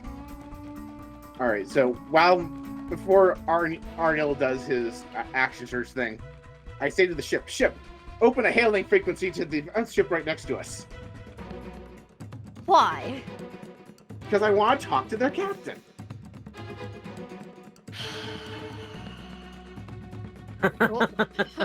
Roll persuasion on your ship. I have a +8 to that. Let's see how I do. That Just is a 24. Fine. I will open a communication channel with the other ship. You kind of hear like beep, beep, beep. What do you want? Why are you bothering us in the middle of the race? Yep. I just want to say I'm so sorry about this. Like, we've only had the ship for a little while, and I'm learning how to steer it. I'm so sorry. I did not mean to crash into you. You shouldn't be out in this part of the astral sea if you don't have a full ship license. If you still only have your learner's permit, then you shouldn't even be Wait. out here, man. There's a licensing system for this thing? I had no idea. Oh my god. I can. Hang How up on you. how far away is the galley from the control crew? I think you would hear that. I think you absolutely would have heard that. Okay, can I cast thaumaturgy on myself? And then just you hear my voice before they hang up, just like, don't listen to a word he says, he's drunk. What? I That's thought we were even supposed to say worse. the quiet part out loud. I Oh, we're can't hear you, you're on another ship. We're definitely calling ass on you guys, and then hang up. We're calling what? Please tell me that Wizards of the Coast actually named the Astral Sea police people ass. No, that's me. Okay. Astral Sea Squad. Astral Sea. No, it's not the Astral Sea Squad. Do you guys not know anything? It's the Anti-Spaos Syndicate, obviously. Ah. Alright, well, I'm gonna use my actual action to dash the ship. Okay.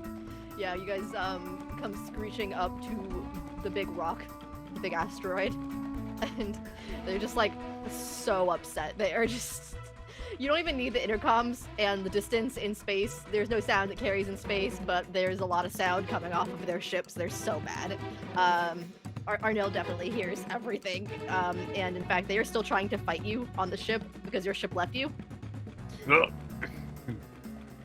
Well, So yeah, you guys have won. You have won at the rock, but Arnil is currently dealing with a ship fight. So, I'm gonna need you to try to resolve that as they continue trying to attack you. So we're on the rock now. You guys have made it to the rock as a ship, yes, but now you are about 60 feet away from your friend. Alright, well, I yell down to Mr. Amar to drop the fog cloud so the third ship can see they lost. Hey. All right, we'll move the concentration. So, you see how badly we beat you. I'm gonna walk out of the galley with carrying 8 plates of omelets. Being like, okay, who's ready? Yeah, and then I asked the ship to hail them again. I want to just invite them over for the omelets now to celebrate the race. I don't think they're going to listen to you. The ship hates you. All right, that's fine. We'll just go. We'll bring the omelets to them, and I turn the ship around and go back, and I go ramming speed directly at their front deck. 60 feet. Stop ramming into this! We only have 2 speeds: dash and not dash. So technically, all speeds are ramming speed. You I Okay. do plan on stopping before I hit them. but I just need to make sure I understand this correctly. You are going dashing speed at the fog cloud lifted ship that did not No. previously take No, the damage. one that has Arnil. The one that has Arnil. We're going to pick up our guy. The one that definitely hit us earlier. Yeah, not you moving so they hit you. Yeah, so, okay. So, I feel like they take that badly, and they turn, the navigator does, and is going to, zoom closer to their friendship. They're just like, whoa, don't hit us again. What did we do? You won the race. You guys are a bunch of bullies. We're coming to pick up our guy. He's on your ship. Also, Okay, we were told that if we won the race, we get paid. So, if you just admit that we won the race, does that mean we get paid? Yeah. Yeah, you guys are a bunch of like awful racers. You guys cheated. But yeah, because we're good racers and we'll abide by the rules. You guys suck. Ugh. Do any of you have any allergies? this- Any What? food allergies? Or do any of you have any food allergies that I need to be aware of? What? Yeah, you're all invited back to our ship for omelets to celebrate the end of the race. And I made omelets. for trying to make amends for being terrible racers. This is our first race. We're so sorry. Roll persuasion with disadvantage. All right, that is. Can I hold up the omelets like up Alright, so that so- they can see it? To like, If you hold up the omelets, you can roll normal. All right, I'll hold it up. all right. Was I the one rolling the persuasion? I thought I was. Yes. Yeah. It was a I'm 27. helping you. Okay. They just kind of like, they all look at each other, and they just like kind of like grumble, buzz, as they like are thinking about it. And they're like, fine, we'll join you for omelets. I sheathe my sword and I go, like I said, omelets. Sheath your sword with your suction cup hand so it makes a sound as it comes off. No, he sheathes the sword and then he tries letting go and he unsheathes the sword Basically, Oh, and then he Whoa. tries again and puts it back. He's like, no, this is my fault. Don't penalize Marty for my joke. yeah, so you've got still suction cup hands. They will join you for omelets, and they. So when they walk on board, the crocodile is going to come out because presumably this hasn't been in less than an hour. So the crocodile is going to come out with like just plate after plate after plate along its back. I This love is that. Mr. Spicy. Pick whatever you want. Enjoy. Okay. They're just like, I mean, it smells amazing. This is really good. If the rest of your crew was like this nice, we wouldn't be mad at you. But we're still kind of mad, but thank you for the omelets. And they just like shove a bag of gold at one of you, probably Polly, because Polly is their least upset person they are mad at right now. For feeding them. Just like, here, take the money, and they take the omelets and they leave. So I come down to the galley and I see the bag of money. I reach into it, grab about half, and say, here, this will cover the repairs to your ship. I'm so sorry. No, it won't. Do you guys know how much it costs to fix a ship? I Clearly not. actually don't. I've had the ship for like 2 weeks. You've had the ship for 2 weeks. You don't have a license. You're drunk while driving it. I'm not the one that said I was drunk. I'm wiping off the counters, going, yeah, that all sounds about right. And they can smell the aroma of my breath. I think I should roll deception with disadvantage. You definitely need to. And you have Double a bane. disadvantage a thing. All right, let's see here. Deception roll 1 is a 24. That'd be great. Let's see what the second one is and see if I get less than 24, probably. Still a 14. They don't believe you. I was like, you can't let him pass that. No, they don't believe you. Let's say the DC had to be at least 25. They're just like staring you deadpan. They're just like, why? I think the captain says, surely there's something we can work out, and I wink at their captain. What does that mean? So let's go, and we can go back to my quarters and talk about how we can make amends for this. Just captain to captain. What?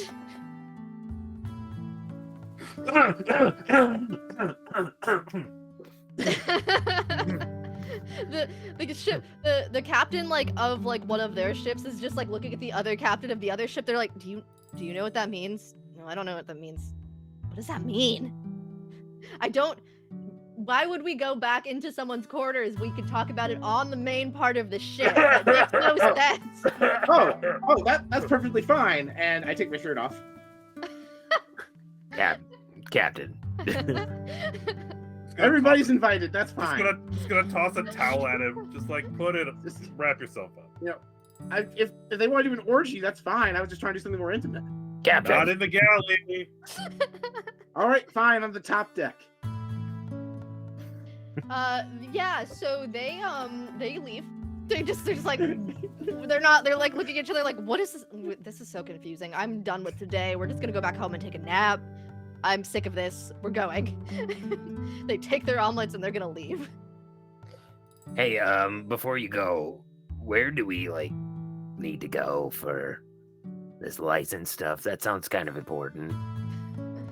I mean, you can pretty much go to any major city and get a license. There's the main licensing place, the space vehicle division. Then they give you a test to make sure you know how to drive the ship. I mean, usually your ship has to be up to par for their standards, so it can't be actively crashed or with any issues. And then they make you do a space test to make sure you can navigate in a bunch of different ways, around the asteroids, and you have to make sure you can back it up right and drive it in parallel spots right, and all of that stuff. And then there's a written test, all of that. You guys really didn't find out any of this when you bought your ship. What? Huh. Yes, I bought this ship, wink. See, you're doing this winking, the thing with your eye again, and I don't... Have we even defected? We are pirates. I I thought you were kind of upfront with it. yeah, As well it for was. pirates. Even pirates have their own group. You guys aren't part of the pirate Right. group? Oh, is there a guild? Can we join a Yes. pirate guild? Oh, that's awesome. Do you know where we meet them? Or is it secret because they're pirates? Bro, why would I know where the pirates are at? Yes, it's usually pirate secrets. All right, we'll get down to that. I pull out my forgery kit because I'm proficient in a forgery kit, and I make a license for myself. Okay. Just for if we get pulled over. Obviously, I'm not trying to trick them. Roll me deception for a forged license. I'm gonna say, because they haven't shown you what the license looks like, that you have to do this with disadvantage. Can I actually assist on this because I'm a Kenku? Have you do you think your character, and I want you to answer me honestly, has Yes. ever seen a space license? There's not a chance in hell. All right. Okay. I got a 23 and a 26, so we'll take the 23. Jesus Christ. Oh, bards. Just bard things. You're just yeah, I think the signature goes here, and there's probably a seal here, and Yep. there's an issued date up here in this corner, and I don't think the heart goes there. Yep. And next to my forgery kit, you see I have a copy of Xanathar's Guide to Forging Things. So you somehow pull out of your butt a forged spaceship license for now. But yeah, they kind of head off after being so confused about how you guys are, just So, everything. Can we get you guys this speaking stone number for if we want to hang? Do you What? need Any more omelets? They're just they've been boarding, and you're can we have your speaking stone number? And they're just fuck it, fine. Here's the number. It's 7. All right, 7. Awesome. Ours is 13. I'm Captain Jake Swallow, by the way. Yeah, okay, whatever. Bye. Just I think that went well. What do you guys think? I'm wondering why you gave them Xanathar's speaking stone number. Oh, is that Xanathar? Oh, we're 31. How silly of me. I was looking at it upside down. She wanted a 13, but he gave a 31. Hey, That was a pretty fly there. White There. hair. Yeah. Oh, yep. So, yeah, you guys, have. Did you guys actually gave them half of the money? Well, they said it wouldn't cover it, so No. Yeah. they turned it So we down. gave them nothing. Yeah, you gave Yeah, them. I offered it to them and they said no, so that's on them. Yeah. So you guys in the bag is just 100 gold. It's a sizable amount, but it's expected. Usually you split it amongst the crew members. Can I try to, since I was holding the bag, can I take try to have taken like I'd say 20 gold, just to make sure that the captain doesn't end up blowing it on rum. You can roll sleight of hand and see if you can hide that against your captain's perception, probably. All right. Deception So versus I'm perception. rolling. I will say you would have been doing that while your captain was probably While he was Maybe- talking and his back was turned. Yeah. yeah. I'm also So, drunk. So 11. yeah, so you can have advantage on the roll. Oh, I gave myself disadvantage. It's 12. Oh, okay. Yeah. So you said 11 versus 12. Yeah. Are you still under bless? Does that work? Or Yeah, guidance, whichever one you guys did earlier. It blesses not for skill checks. And that was the one that was up. I tried. I tried to help. Like, Polly, that's how much is there? Yeah, that's 20 is your share at least. How much gold is in the bag? I divided it up between the crew. There was 100 total in the bag, so Polly took All right. 20. Polly, So you didn't take enough. I take out 5 and hand it to Polly. Thanks, Captain. And then 25 for you, Amar, and 25 for you, Arnil, and the 25 for me. Because the rest of the crew isn't here. They're somewhere. You haven't found them yet. Everyone else was sleeping. They didn't get to participate in the race, so. Right. They're just gonna wake Everyone up else and be was like, sleeping, and they got sucked out into the vacuum of space when we rammed into that ship. No, they're all sleeping with whiplash. It's fine. Right, they wake up. Everyone My else. head hurt. Okay, yep. So, you guys are currently just in the astral sea. I will say you guys were just kind of like pirating about. Were you trying to get to any specific like locations? Were you trying to do anything as pirates? So we were trying to buy the rum. That was what we were, before the race started, we were trying to figure out where to go buy rum. Or actually other provisions. I don't know what else we're out of besides rum. Literally everything else. You just want rum really bad. Yep. Rum is code for other things too. Rum is code for supplies. Including rum, because rum is a supply. So just trying to find a general planet to go Yep. explore and land on. What's the there's that base thing that we definitely stopped at least once before. That's like the hub that people trade at. It's in the Oh. song. The Rock of Brawl. Yeah, bro. Yeah, let's go there and supply up. Okay. Roll me, Yeah, just roll me, like a d6 and see which space, like wild space area you're in and how far you are right now from there. All right, Marty, can you do that for us since I don't have physical D6s out? Absolutely. 1. You were probably about, so with space, the way that it's kind of like dedicated as time, since time passes differently with each planet, is pretty much measured in like hours, days, and then month cycles are assumed in general on average as like 28-day cycles. So with the location you guys currently are, your navigator would probably know. And actually, navigator, I will have you roll me history really quick just to see how well you know about the distance, like with your guesstimate here. So it's a natural 16. Natural 16. A gentleman Yeah. 16, if you Yeah, will. gentleman 16. 16 plus 3, so it's a 19. Okay, yeah. So you are fairly confident in this, that you are about a 5-day journey to get there, as far as like 24-hour cycles. That could be worse. Not too bad. It's 5 days without rum. Where's the nearest M-class planet? M-class planet. Yes, Jake just broke the fourth wall and started using Star Trek terminology. What is an M-class planet? It's one where you can find people in them.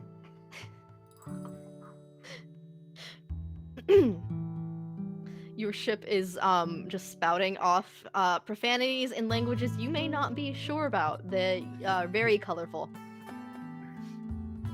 Very sassy ship. Very sassy ship. Are any of Never mind. All right, Chip, where's the nearest place we can get you fixed, Chip? Whatever closest planet there is, probably. All right, I pull up my compass, and I try to orient her, even though we have a navigator who knows what he's doing. Like, that one. Is that one good? Navigator, do you are you nearby? Yeah. The compass is completely opposite, like 90 degrees other way.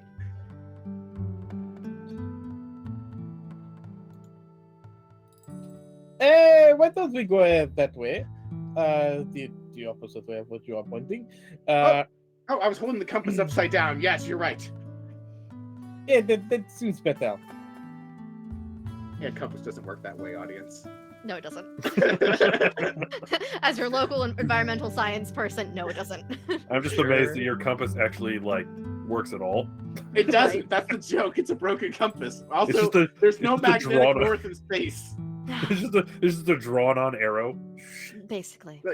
No, that's the joke. Jack Sparrow has a compass that doesn't point north. And in space, a compass wouldn't point north. So I just have an arrow that's arbitrarily spinning and I'm following it.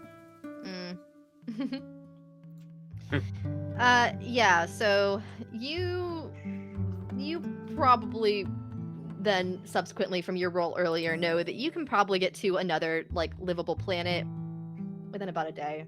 Not even, like within the day.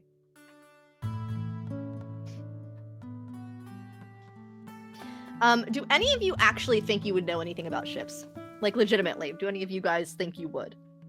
I'm from a port city. I would know stuff about regular boats. Okay. I would know jack squat. I would know about planets, but not about ships. Okay. I got nothing. So,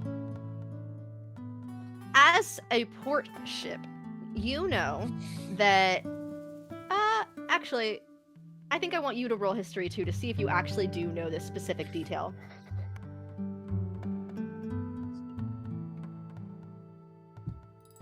That is Who's a rolling? 19. You were rolling really good today.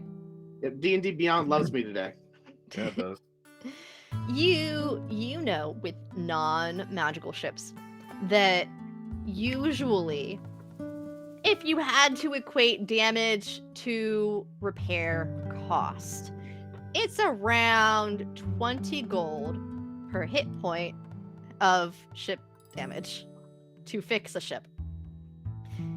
You also know that if you find someone that's conveniently good at repairing ships with things like mending or other means, that it takes about, hours to days to weeks, depending on the extent of the damage, since most of the time it regains, if you had to equate another number to it, 1d8 of hit points per hour back.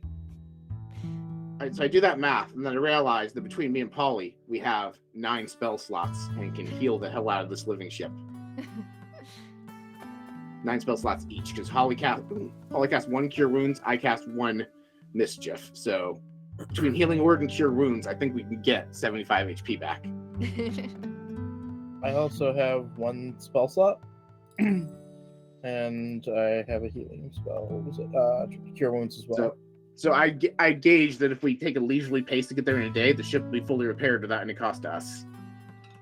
And we just take a long rest before we leave. That is, Hypothetically. yes, that is Jake applying meta level math. Jake is Deadpool, by the way. Oh yeah, totally. Just in the middle of the drunkenness, there's this like deadpan, amazing mathematical Like Sherlock moment with all the Yeah. equations going on behind.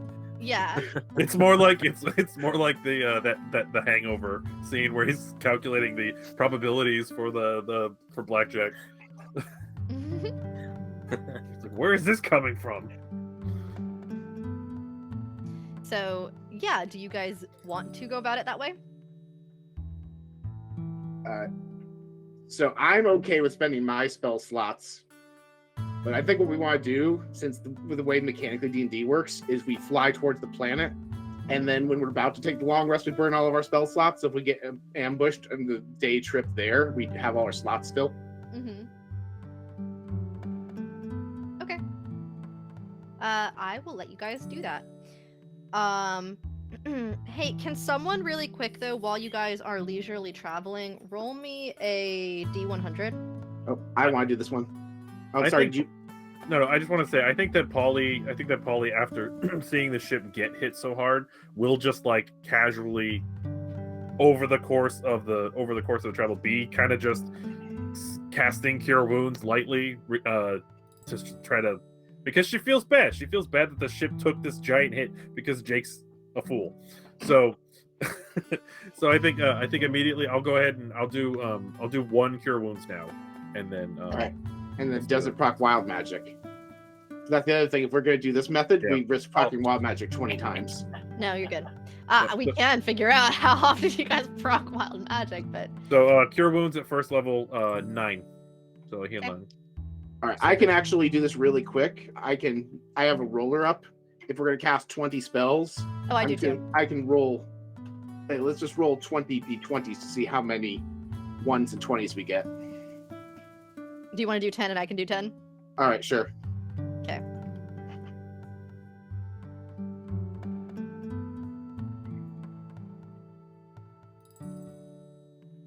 All right, loading.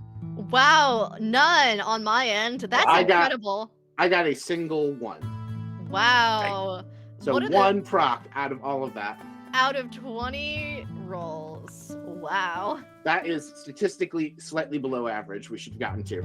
Wow. Okay. Well, cool. Do you want to be the one whose magic would have been the one that procced it? I guess you guys can pick.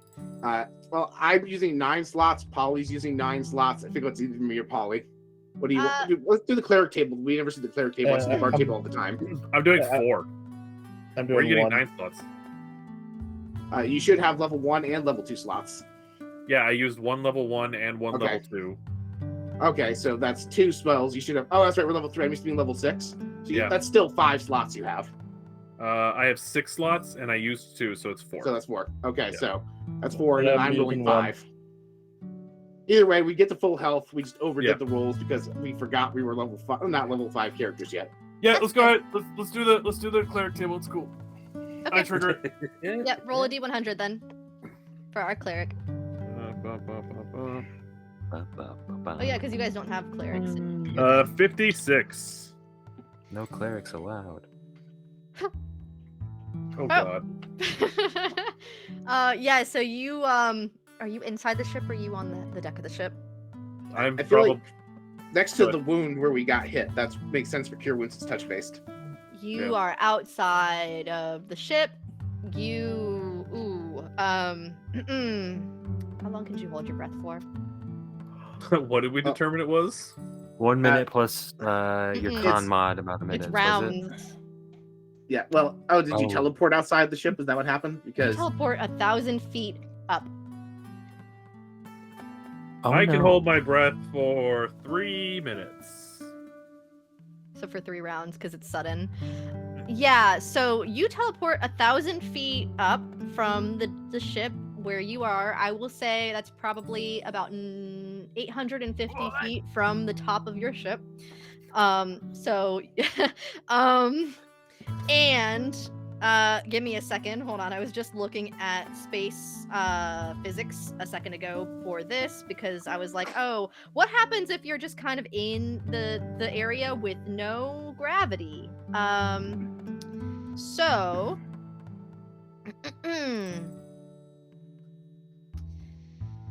that's falling with gravity. Where Just is you and I. I was literally about to do that same one. I was like, it's time to try defying gravity. Yeah.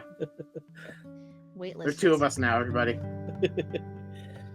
Okay, I need you to roll me a luck check to see if there's anything near you could even push off of, or if you're just kind of floating deadly in space. Okay, what's the luck check? Just a d20 The d20. with nothing added. Yeah. That is a 9. Oh, okay. You teleport 850 feet above where the ship is, since you were kind of near the bottom of the ship where it got hit. Mhm. And there is nothing around you. It's literally like super intense nothing space, and below you is the ship, but you have nothing to get a foothold on. You're just kind of floating. for the sake of not completely losing a crew member, does someone see where Polly is in space? Or are we just completely oblivious? You can roll perception to see if you guys can figure out where your crew member went, because your crew member just kind of teleported and poofed away. Just Goku style. Yeah, basically. Just Well, my dice finally betrayed me with a 12. Perception. yes. Oh, I can bounce off something if we. 19. Okay. Okay, so if I'm reading this correctly, I can use shape water to make an ice cube, to make a 5 foot by 5 foot cube Okay. that I can then freeze Okay. and push off of Okay. Nice. because Nice. I instantly transported, right? So it'll be Yeah. it'll be okay. So I'm gonna do that. So I will make it just a where I can push off, so that I can push off of it and try to go back towards the ship. That jumping's gonna suck though. So with it, when you push off, you can push Yeah. off your movement speed. And you just start traveling at your movement speed. Okay, so I will be traveling at 30 feet. So you are 820 feet away from the ship. Well, Arnil probably rolled Did higher I for us was to gonna say, know. did I see? Yes, you did. And then what about Amar? Oh, did Amar roll a perception check to see if they could see?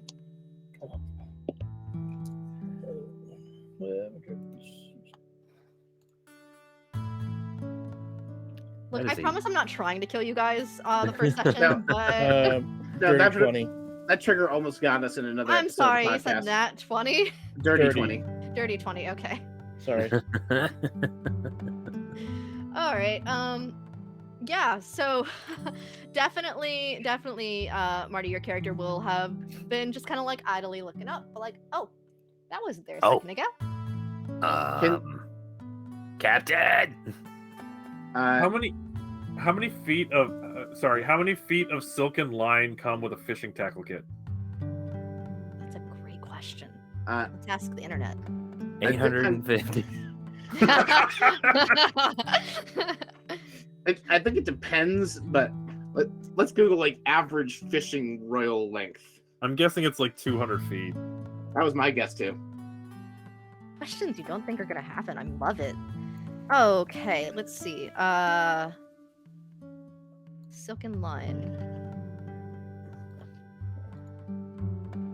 That doesn't tell me what the length is. Fishing length. Yeah. All right. Average U.S. long. That's not it.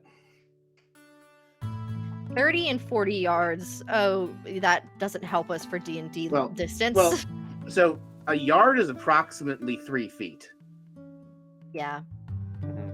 So 90 So- feet. Yeah, so 90 feet. So my question, so I look up thinking, what is it? And I see Polly. Do I have the ability to just elevator this thing up at dashing speed? Yeah, sure. Yep. I maneuver this so I just start pointing us up. Ramming speed! Captain, no. Okay, No, but it's- only because I like that one. Not because of you. It's not because I like you or anything. Baka. Oh my god, it's Cinderay shit. Fantastic. Yeah, so you move 80 feet north. You have made the distance closing gap of whatever that. How many rounds have passed? That's one round. That's one That's round. one At round. 110 feet per round, it will take us 4 rounds. With the 3 rounds to Okay. get in fishing reel range, 4 rounds to get in range where you can actually get back on the ship. So you just let long as you can hold your breath, so you're gonna take some damage. Yeah, Yeah. I actually can do something. but yeah. So Marty's character did like also see it. So do you want to try to do something too in first round? Yeah. Well, no. Once Polly gets like close to the ship, I'm going to use my telekinetic movement psionic power to just make their fall not as bad. Well, it's not even a fall because you guys. I mean, yeah. Oh, 'cause actually, it well, is space. Once you're within actually 150 feet of the ship, you will start to fall onto the ship, like gravity-wise, because you're within the ship's All right. gravity once you get within 150 feet of the ship. All right, so 3 rounds would get Polly safely to the ship then. Safely. Because Well, at that point, yes, that's what Marty is doing with Arnil. So, yep, we can safely save Polly, who sadly is a flightless bird and cannot do anything about that. Does Polly have wild shape yet? Oh wait, you can't fly. No, I can't. Out of level 3. But You turn into a bug and take no fall damage. but I mean, it would help because of the HP pool. Yeah. Yeah, actually, if you get knocked to 0 HP in wild shape, you just go back to being you. You do take damage in your regular form, but it's like the difference between your wild shape form and your normal form, so it's not the full amount to your normal form. I promise I'm not trying to kill you guys. I want to help. When you wild shape into something that glides, it doesn't fly. I can't wild shape at all. Oh, that's a level 2 feature. Probably. I think I only have one. Yeah, I think I only have one level of cleric. So. I mean, Oh. druid. Yeah, druid. Okay. Well. Well, can I use my telekinetic movement to just kind of like telekinetically stop Polly before they hit the ground and gently lower them to the floor of the ship? What is the exact wording of your telekinetic movement? Okay, here we go. You can move an object or creature with your mind. As an action, you target one loose object or creature that is larger, smaller, or one willing creature other than yourself. If you can see the target and it is within 30 feet of you, you can move it up to 30 feet to an unoccupied space you can see. Yeah, totally. You can move the target horizontally, vertically, or both. And I can only do it on a short rest once. So you'll cushion my fall, and we did one round, making up how much? You moving 30 and then the ship moving. Yeah, it totals to 110. So we Yeah. move 330 feet over 3 rounds. That gets you in the sheerest gravity. At which point you have air and will fall down into the ship. And right before you land, Arnil will catch you. All right. So very scary. Very scary. Like, what is that? 18 seconds of your life. Yeah. So I'm gonna land back on the ship. I'm gonna take a second, and I'm gonna stand up. I'm gonna turn to Arnil. I'm gonna say, "Thank you. I'm going to go to my quarters now because I'm done for today. I'm just done, absolutely done." And I'm just gonna. And Polly's just gonna go back to her room, back to her quarters, and just kind of like, that was not on the docket for today.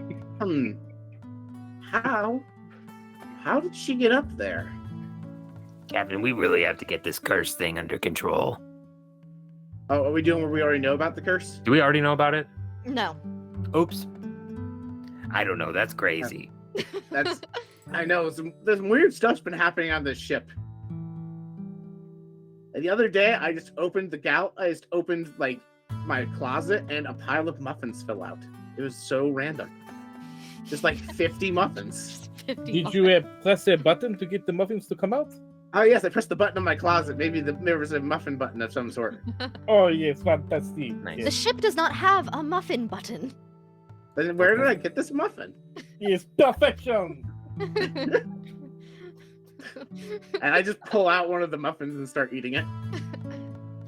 You don't see this, but in the galley, there's like a giant pile of muffins and like a chute that just leads straight to where the muffin button is.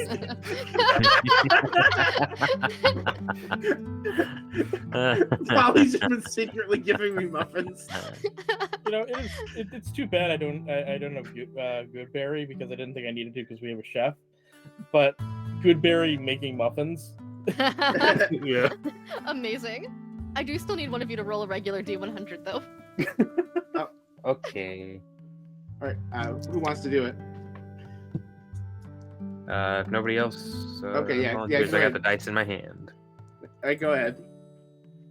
Hi, baby. 69. Nice. Nice. Cool. Ignore my rolling really quick. Oh, I think... Ignore my rolling really quick. No. No. That was an encounter table roll. Okay. Well,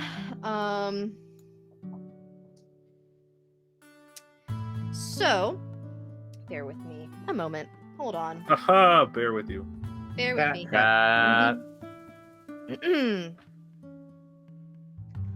Dear Google, what is the table for this? Dear Google, Dear Google. it has been many moons since last we spoke. There it is. So. Okay, yeah. So, okay. Arnil, you're just like, wow, this is an intense day. Oh boy. And as you're just kind of chilling on the deck, you get the sensation of hostility. And you just kind of see 3 little glowing orbs floating aggressively towards the ship. They look like they're about 30 feet away from the ship. Like they have entered the ship's gravity, and they are they feel hostile.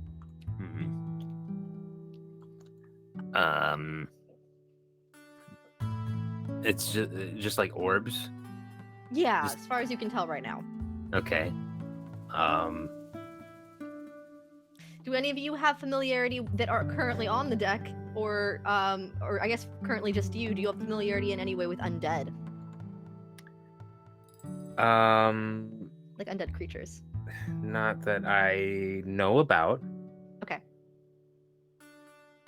Like if it makes sense in your character's backstory or anything, then I would just let you roll to see if you might know what these are. But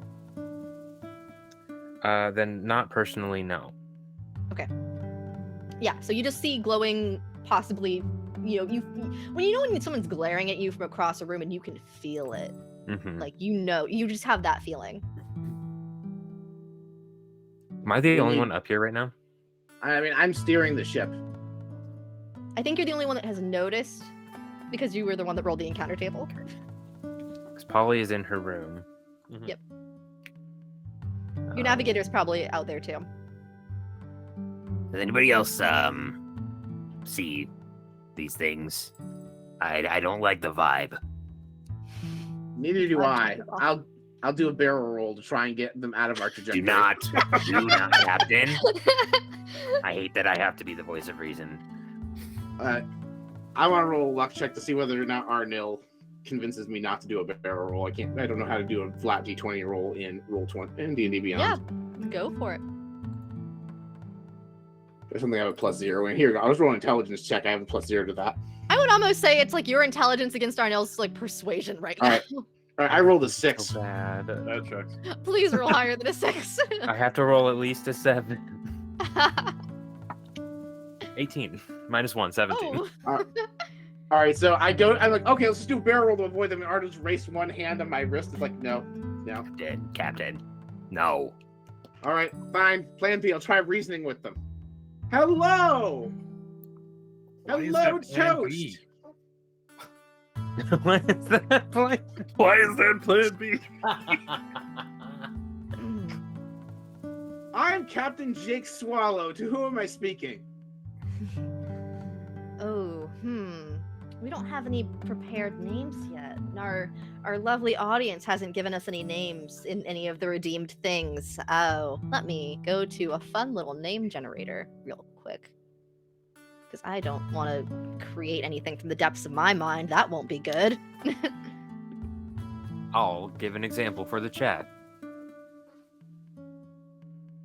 You're gonna hate me. Jeff. You can spend 1,000 channel points to name anybody you want, Jeff. Yep. Jeff. Jeff. Can I My just name? suggest Jeff's last name be Goldblum? My name's Jeff. Your crew was so worried about what they could do that they didn't ask if they should. That's kind of the crew right now, to a T.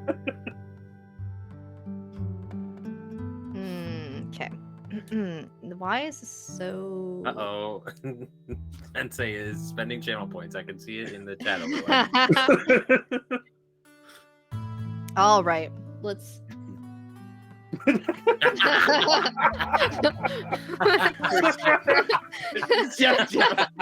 Jeff. My name is also Jeff. My name is Mario. Mario. This is Luigi Mario. What? His name's Luigi. What? Luigi? No, Luigi Mario. That's just silly. So yeah, you see, you ask the question of who do we have the pleasure of, and you get this like ominous. I really wish I had a voice changer on my interface. It'd be so cool. I am Jeff. I am also Jeff, and I am Hansel. Hello, Jeff also and Ansel. How are you doing?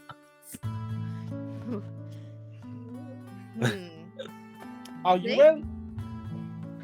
We will be once we've killed you. I knew Oh, the that was knives were nice. bad. Yeah, so, is there? If I threatened you before, is there a reason that you want to kill us? That is the way we are. Is there a way we can negotiate this peacefully? Have you up for lunch? We have omelets. We do not eat except for the souls of the living. Whoa. I see. That's a lot. They just kind of speak like in that voice where it's like echoey all at once. So it's Jeff, also Jeff and Hansel all at once.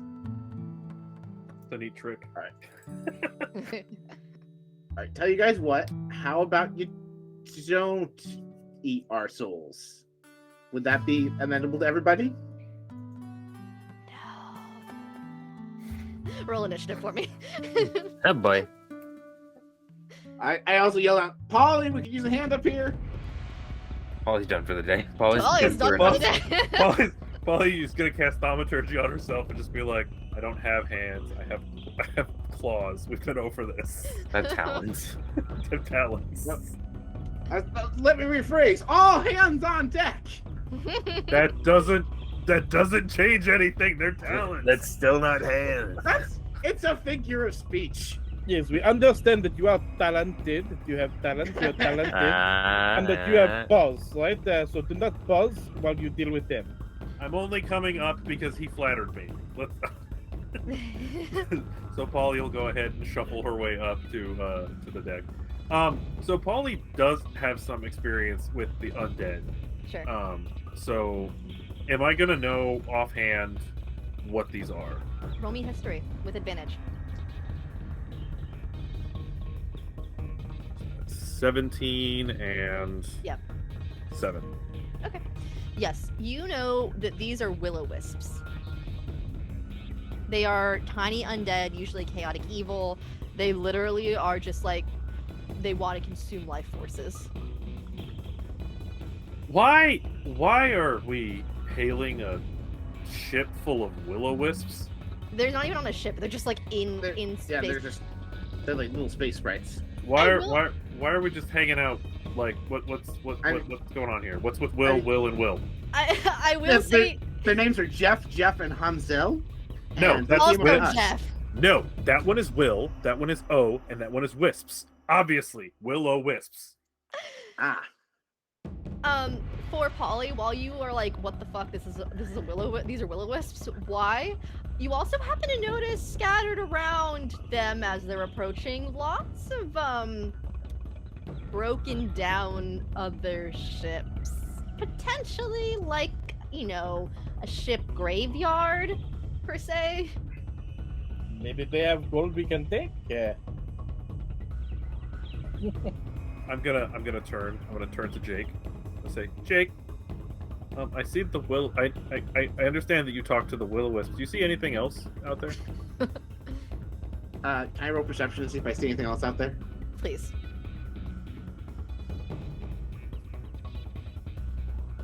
That is a 7. Nope. No. Nope, I see nothing.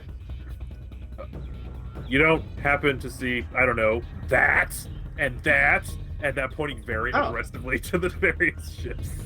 Ah, okay. Here's the plan. You keep them busy. I'm going to make the ship double speed away from here. Not through the ship, No. right? No, around it, obviously. At this point, I've had several hours to sober up, and we're out of rum. Hmm. Just glaring at you. Like, I do you was need? drunk. My initiative was 8, by the way. 8. Yep. Okay. And for anyone who's not as familiar, it is just a d20 plus your dex modifier. And then if you have anything else, it might add to that. You should have a bonus on the sheet somewhere that tells you. It's a box that says initiative, so whatever that plus is.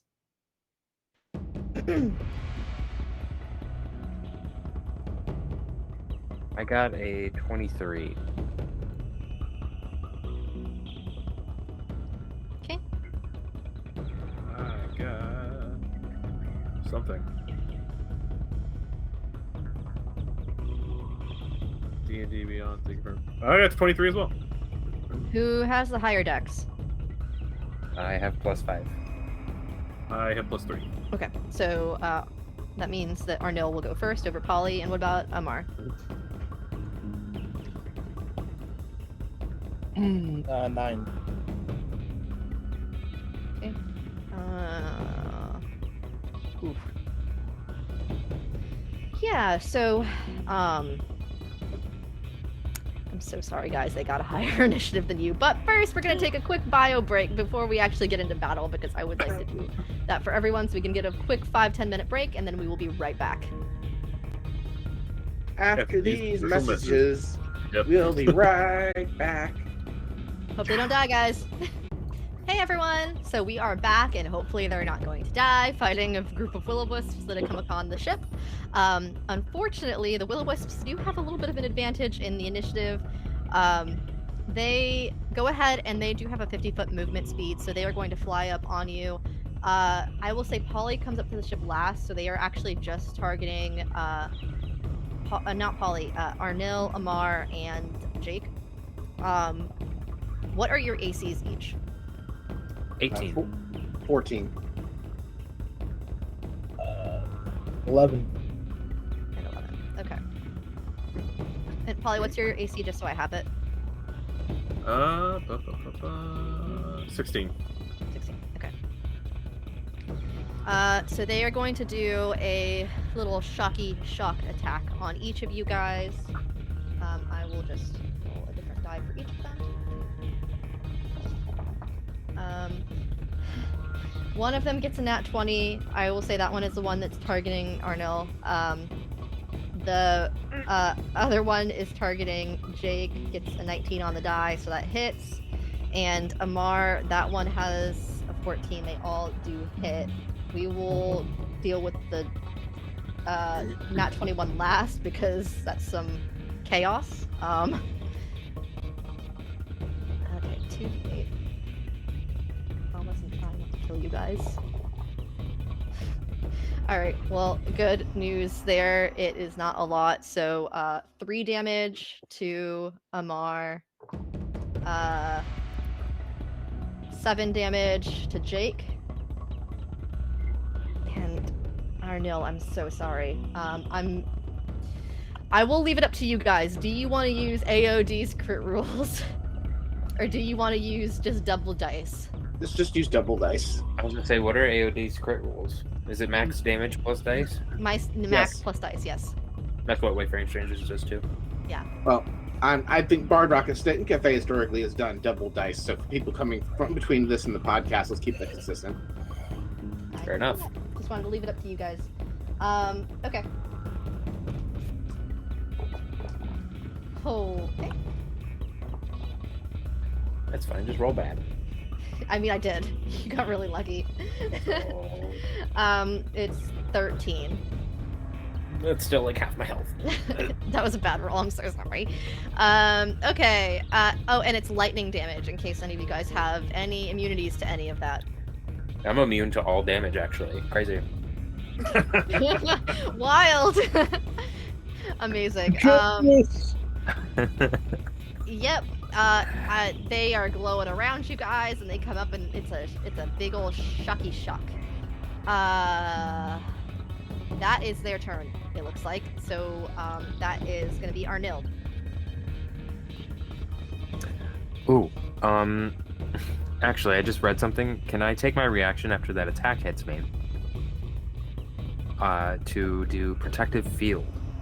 When you or another creature you can see within 30 feet of you takes damage, you can use your reaction to expend 1 psionic energy die and reduce the damage taken by 1d6 plus 3. Yes, you may. And I'm also going to go ahead and roll on the wild magic table for them because I just realized that I did not. And a 6. You'll have to see it. I assume you're reducing the crit by 9. Yes.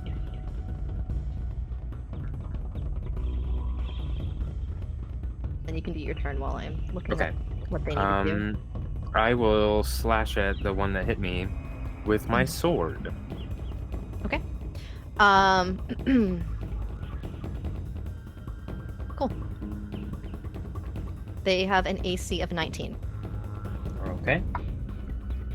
I got a 16 plus 7 for 23. I think that's how math works. That's not how math works. That's 20. That is how math works. That is It's more than 23. 19, so it hits. Fair enough. I'm also going to use another psionic energy die to make that a psionic strike, giving me an extra 1d6 plus 3. Okay. So total will be 2d6 plus 8. Okay. So 18 damage. Nice. Yes, you slice through this guy. Is it magical? My sword is not. The psionic damage is force damage. So I don't know Okay. if that makes any difference. Yes. So can you separate that out for me really quick with which Okay. is which? So we'll say. Actually, that works out pretty well. It's 9 and 9. Okay. 18 damage total, 9 force, 9 slashing. Okay. So you feel like the force damage does exactly what it needs to. You don't feel like the regular slashing damage does quite as much as it normally would when you meet a target. Okay.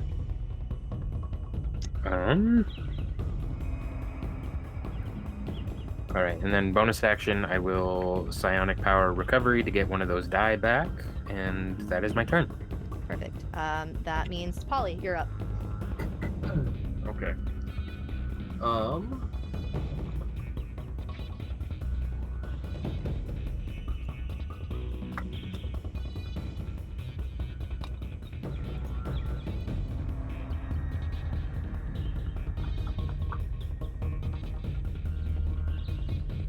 For my bonus, who's the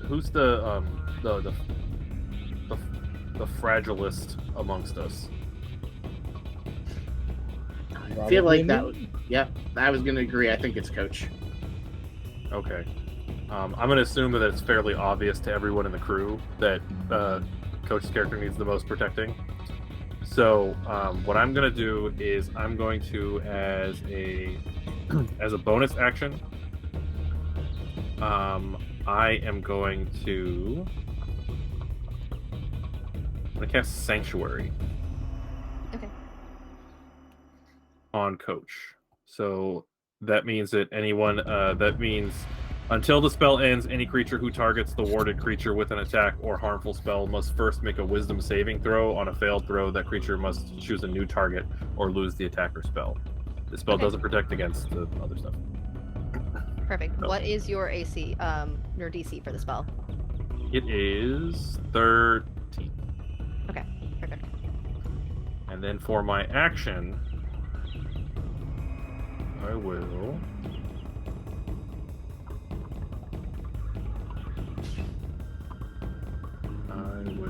do a thing.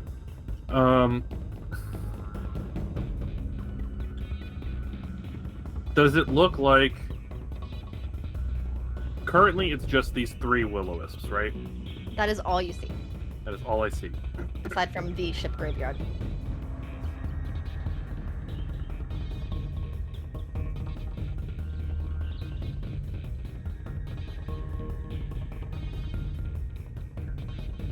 Okay. then I am going to. I think I want to just cast Turn Undead and tell Jake to get the hell out of here. Okay, read me Turn Undead. Because that's the class feature, right? It's Channel Divinity, yeah. Mhm. As an action, you present your holy symbol and speak a prayer censoring the undead. Each undead that can see or hear you within 30 feet must make a Wisdom saving throw, DC 13. If the creature fails its saving throw, it is turned for 1 minute or until it takes any damage. A turn creature must spend its turns trying to move away from you, as far away from you as it can, and can't willingly move a space within 30 feet of you. It also can't take reactions. For its action, it can only use the dash action or try to escape from an effect that prevents it from moving. Perfect. Is there any like CR limitations, or is it just any undead? It just says any undead. Okay. And you said that was a Wisdom save? Yep. Okay. These things have a +2, so they need to get an 11, since you said DC 13, or a 10 actually to get under that.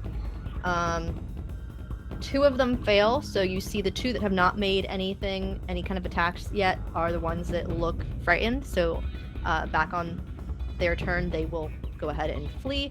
The one that is currently engaged with Arnil is full of hatred and does not seem phased. Okay. I will also say one of them procced wild magic because my dice hate me today, so give me a second. The first proc you didn't notice anything on the first proc. This one.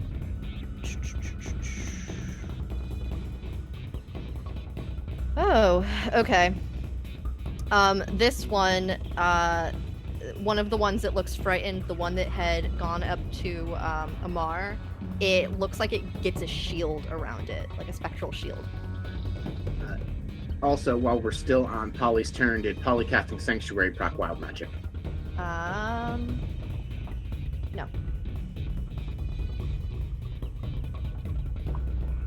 And then I don't think I have anything else. So Cool. Yep. Great. Except to yell to Jake, let's get this the hell out of here. I me hearties. Unfortunately for Jake, it is actually Amar's turn next. So Amar pulls out a couple of daggers and is going to attempt to cut the one that's closest to him. Okay.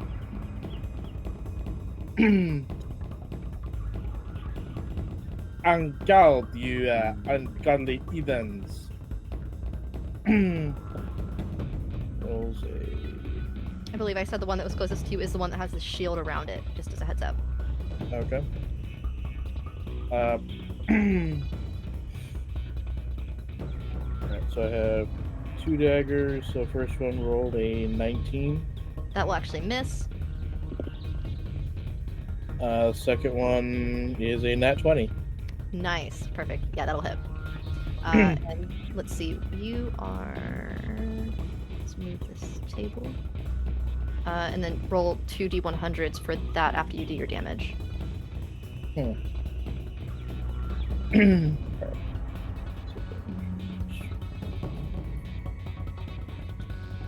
you guys usually just take the one that has the more levels when you have a multi-class, or how do you guys usually handle multi-classes for the wild magic? Or is it just my pick?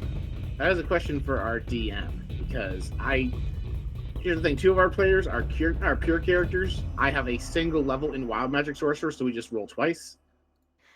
And I don't know what Stephanie's doing. Okay. I will decide right now.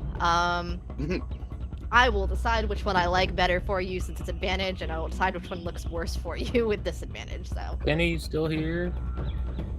Yeah, it's getting in the chat. I actually can't have my chat up right now because my phone died. But what does Kenny normally do? The only character I think has a multi-class is Stephanie, and I don't know what Stephanie's level layout is.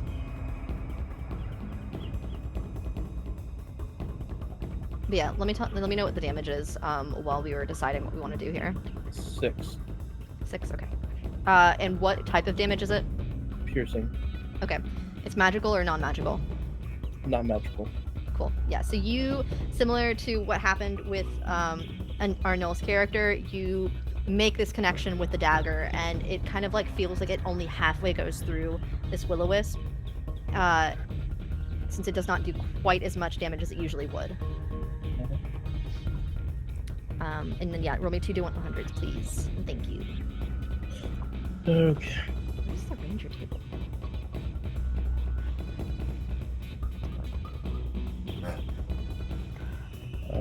First one is a 7. Okay. Second is a 33. All right.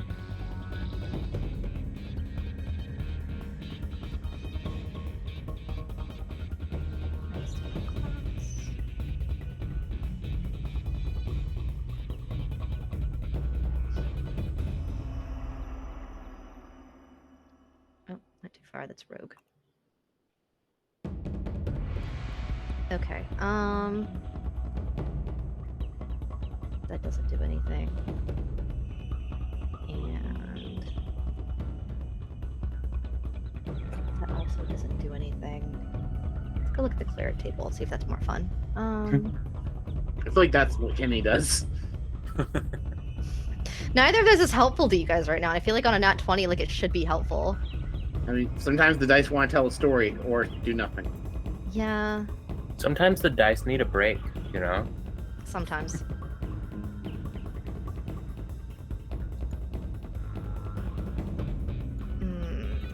Come on. I believe in you, PDF. You can do it. Oh, that's definitely not helpful, so we're not doing that one. Okay, this one's good. So you suddenly feel within you the spell Sanctuary, and you can cast it on up to 3 creatures within 30 feet of you. We already have it on me. You broke it when you attacked. Yeah. Oh, sorry.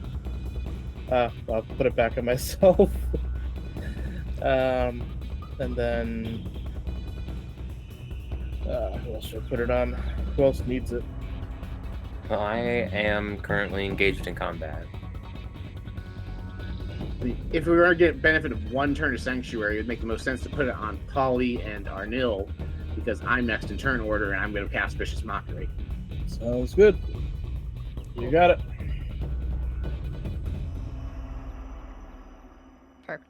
Perfect. Is that your turn?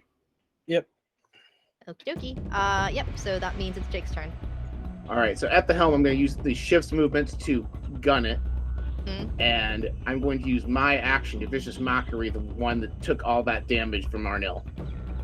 So it's going to need to make a Wisdom save, I believe it is. DC 14. I'm looking for it is a Wisdom save. Cool. So, just on this one?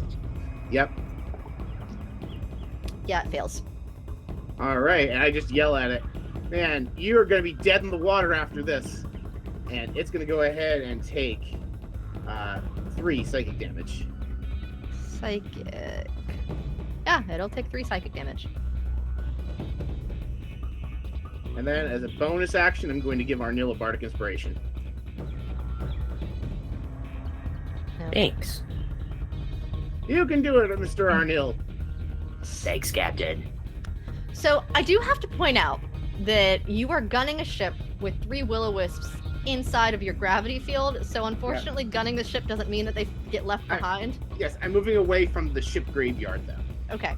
I just wanted to make sure that was... And I know that at least one of them, if not 2, I don't know which one has the shield up, is also been turned.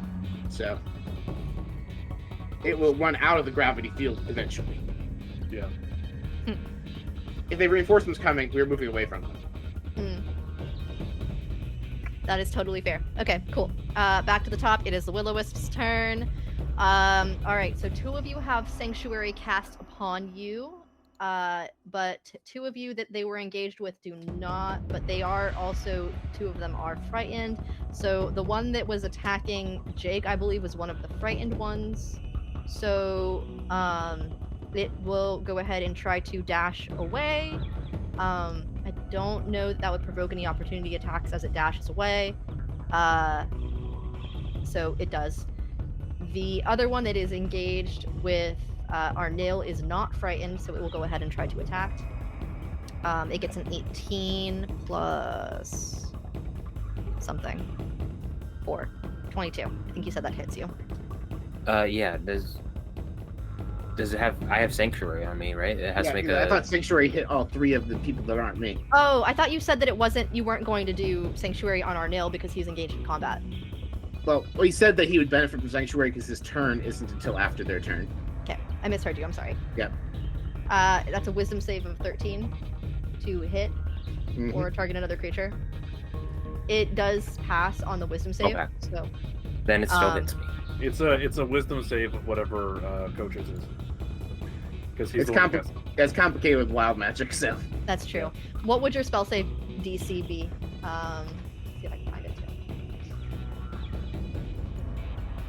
Your Wisdom is +2 plus your proficiency. So +4. So 14. 14. Yeah, so no, it still passes. Okay. Yeah. So what was I doing? 2d8.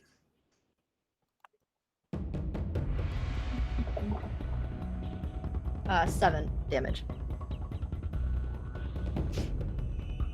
And then yeah, so that one ran away, that one attacked. That third one is also frightened, and so it will also go ahead and run away. So you've got just the one that is attacking Arnil left.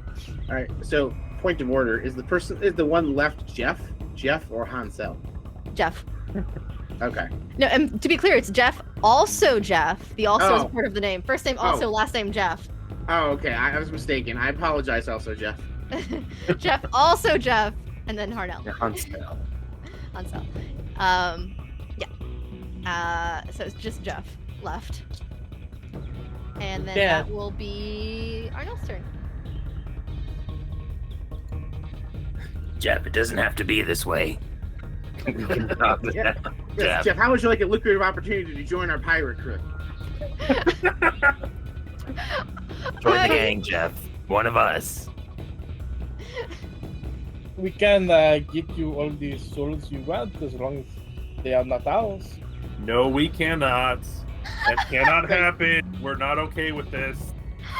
We're pirates as long as they are being pillaged and plundered anyway. It doesn't matter how. Like, Souls if we're though? gonna- I I don't know if we're okay with killing people. Are we okay with their souls? The undead are not okay. Get them the hell off the ship. Just fine. I tried.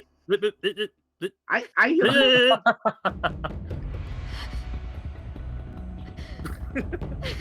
Okay, fine. I'll attack him. I got. I was totally down. Oh, nice. Amazing. So I will psionic strike again. Does double This the might be dice, a- it counts. okay. Mhm. Okay, so that makes my total 4d6 plus 8. Make sure Remember you to keep. split up the half. Yeah.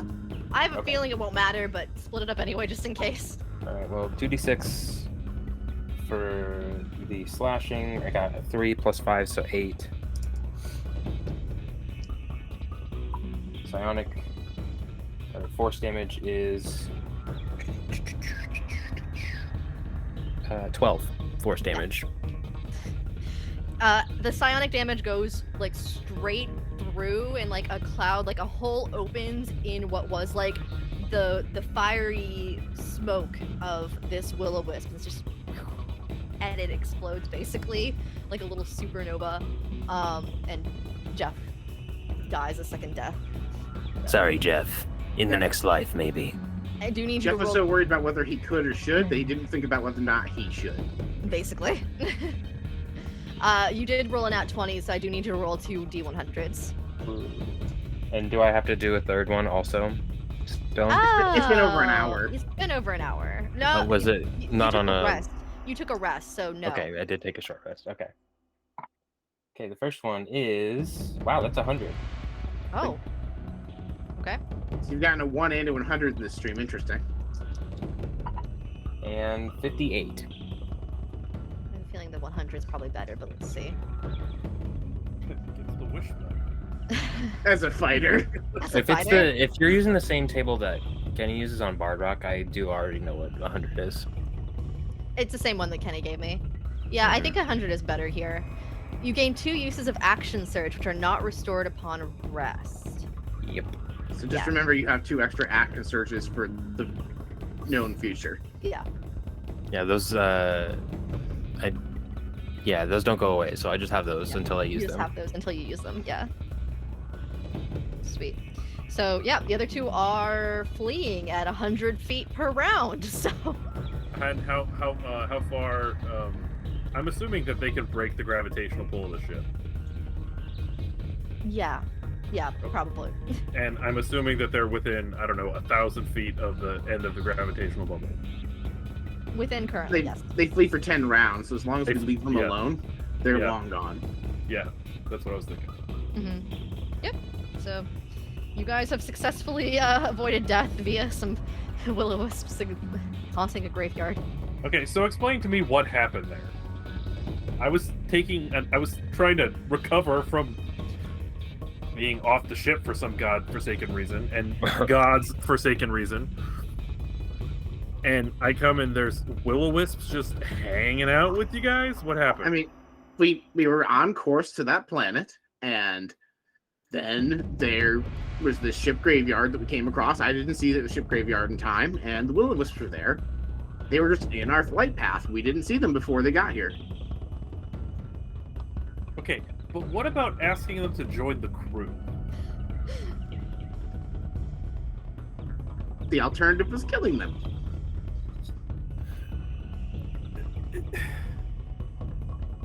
This is like that whole plan B thing that you talk about, where talking to them is your plan B instead of literally the most insane thing that you can think of being plan A. I can't with you, Jake. Holly, you got a pet alligator. I just wanted a pet ghost. True.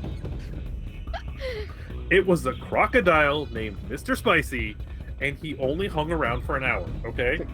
I just want to ask the DM very nicely if, because we have Mr. Spicy, if we can ignore it for this one and just have a pet crocodile named Mr. Spicy. Have a pet crocodile named Mr. Spicy. I'm sure we'll encounter another one at some point. No. Oh, well, it was worth it. It was worth a try. Maybe we find Mrs. Spicy. Maybe. Mr. Spicy's canonical mother. Because Mr. Spicy is actually a baby and should be Master Spicy. Granny Spicy. So, with Granny Spicy, I think we'll go ahead and call for a session there, guys. Unless there's anything you all want to go ahead and wrap up. Can we say we arrive at port? Yeah, I'll say you guys pull into a world. You pull into this world and you see just a bunch of various fruit trees and other very lush vegetation. It's a very well vegetated world. Just not really seeming like there's a lot of people initially around you, but definitely a well-tended plant life. So we will explore more of this world on session 2, and I will go ahead and we'll just let everyone do a quick outro. Tell us about your character if you'd like again, and remind us who you're playing, and then where we can find you outside of here. We'll go in this reverse order. So Jabriel, we'll start with you. I'm Coach Jero, the Unsummoned Skull, and I apparently can do a decent French accent, which was news to me before I did this. But I'm Amar this while the navigator. Cool. Ursa, that's you. Oh, yeah, that's me. I am Ursa. I'm the bear on the cast, hence I'm sure what will be lots and lots of bear puns. I am editor for CMDR Central and Bard Rock Cafe. And you can find me pretty much everywhere at Ursa Bearwalker. So that's that me. So Nice. Marty, that's you. Okay, I'm Marty. I am a frequent guest on Barter Rock Cafe. I am editor and player on Wayfaring Strangers, and you can where I play with my band Winter Wayfarer. If you like any of our products, you can find them wherever music and podcasts are streamed. Nice. Paul, that's you. All right, hi everybody, I'm Paul. I played Jake Swallow in this episode on the Bard Rock Cafe podcast. I play Brock Song, also a bard. Apparently, I typecast myself. You know, Been there. I run the Bard Rock Cafe social media, which is at Bard Rock Cafe, pretty much everywhere. Or Bard Rock Cafe D&D on Facebook. And if you want to follow my personal Twitter, it is 90% Magic, 10% TTRPGs. It is pkinter13. Nice. And I'll close off with me. Thank you guys so much for watching the stream. We will be back every other Saturday, so not next Saturday, but the Saturday after. I think we're taking a break for the Christmas Yeah. holiday, so we won't be there, but we'll be back right after the New Year after that. But basically, every other Saturday, you'll find us playing Space Rock Cafe, where we use the Wild Magic tables and similar rules from regular Bard Rock Cafe.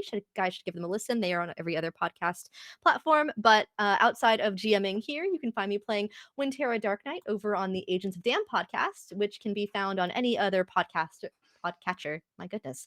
And we release every other Friday, or if you'd like to join our Patreon and get episodes a week early, you are welcome to do so. We have lots of fun discussions and chats and after shows, and just fun extra stuff. We are found pretty much at nope, that's wrong. Agents of D. Yeah, Agents of D, currently on Twitter and a couple other places. Agents of Damned, or AOD, on Facebook, because they didn't like the word damned. They thought it was a swear word. But Agents of Damned, I think, is our Instagram handle. Just look up Agents of Damned and you'll find us. Darn you, Mark Zuckerberg. But thanks so much for tuning in, guys, to the stream, and we will see you Saturday after next. Bye. bye.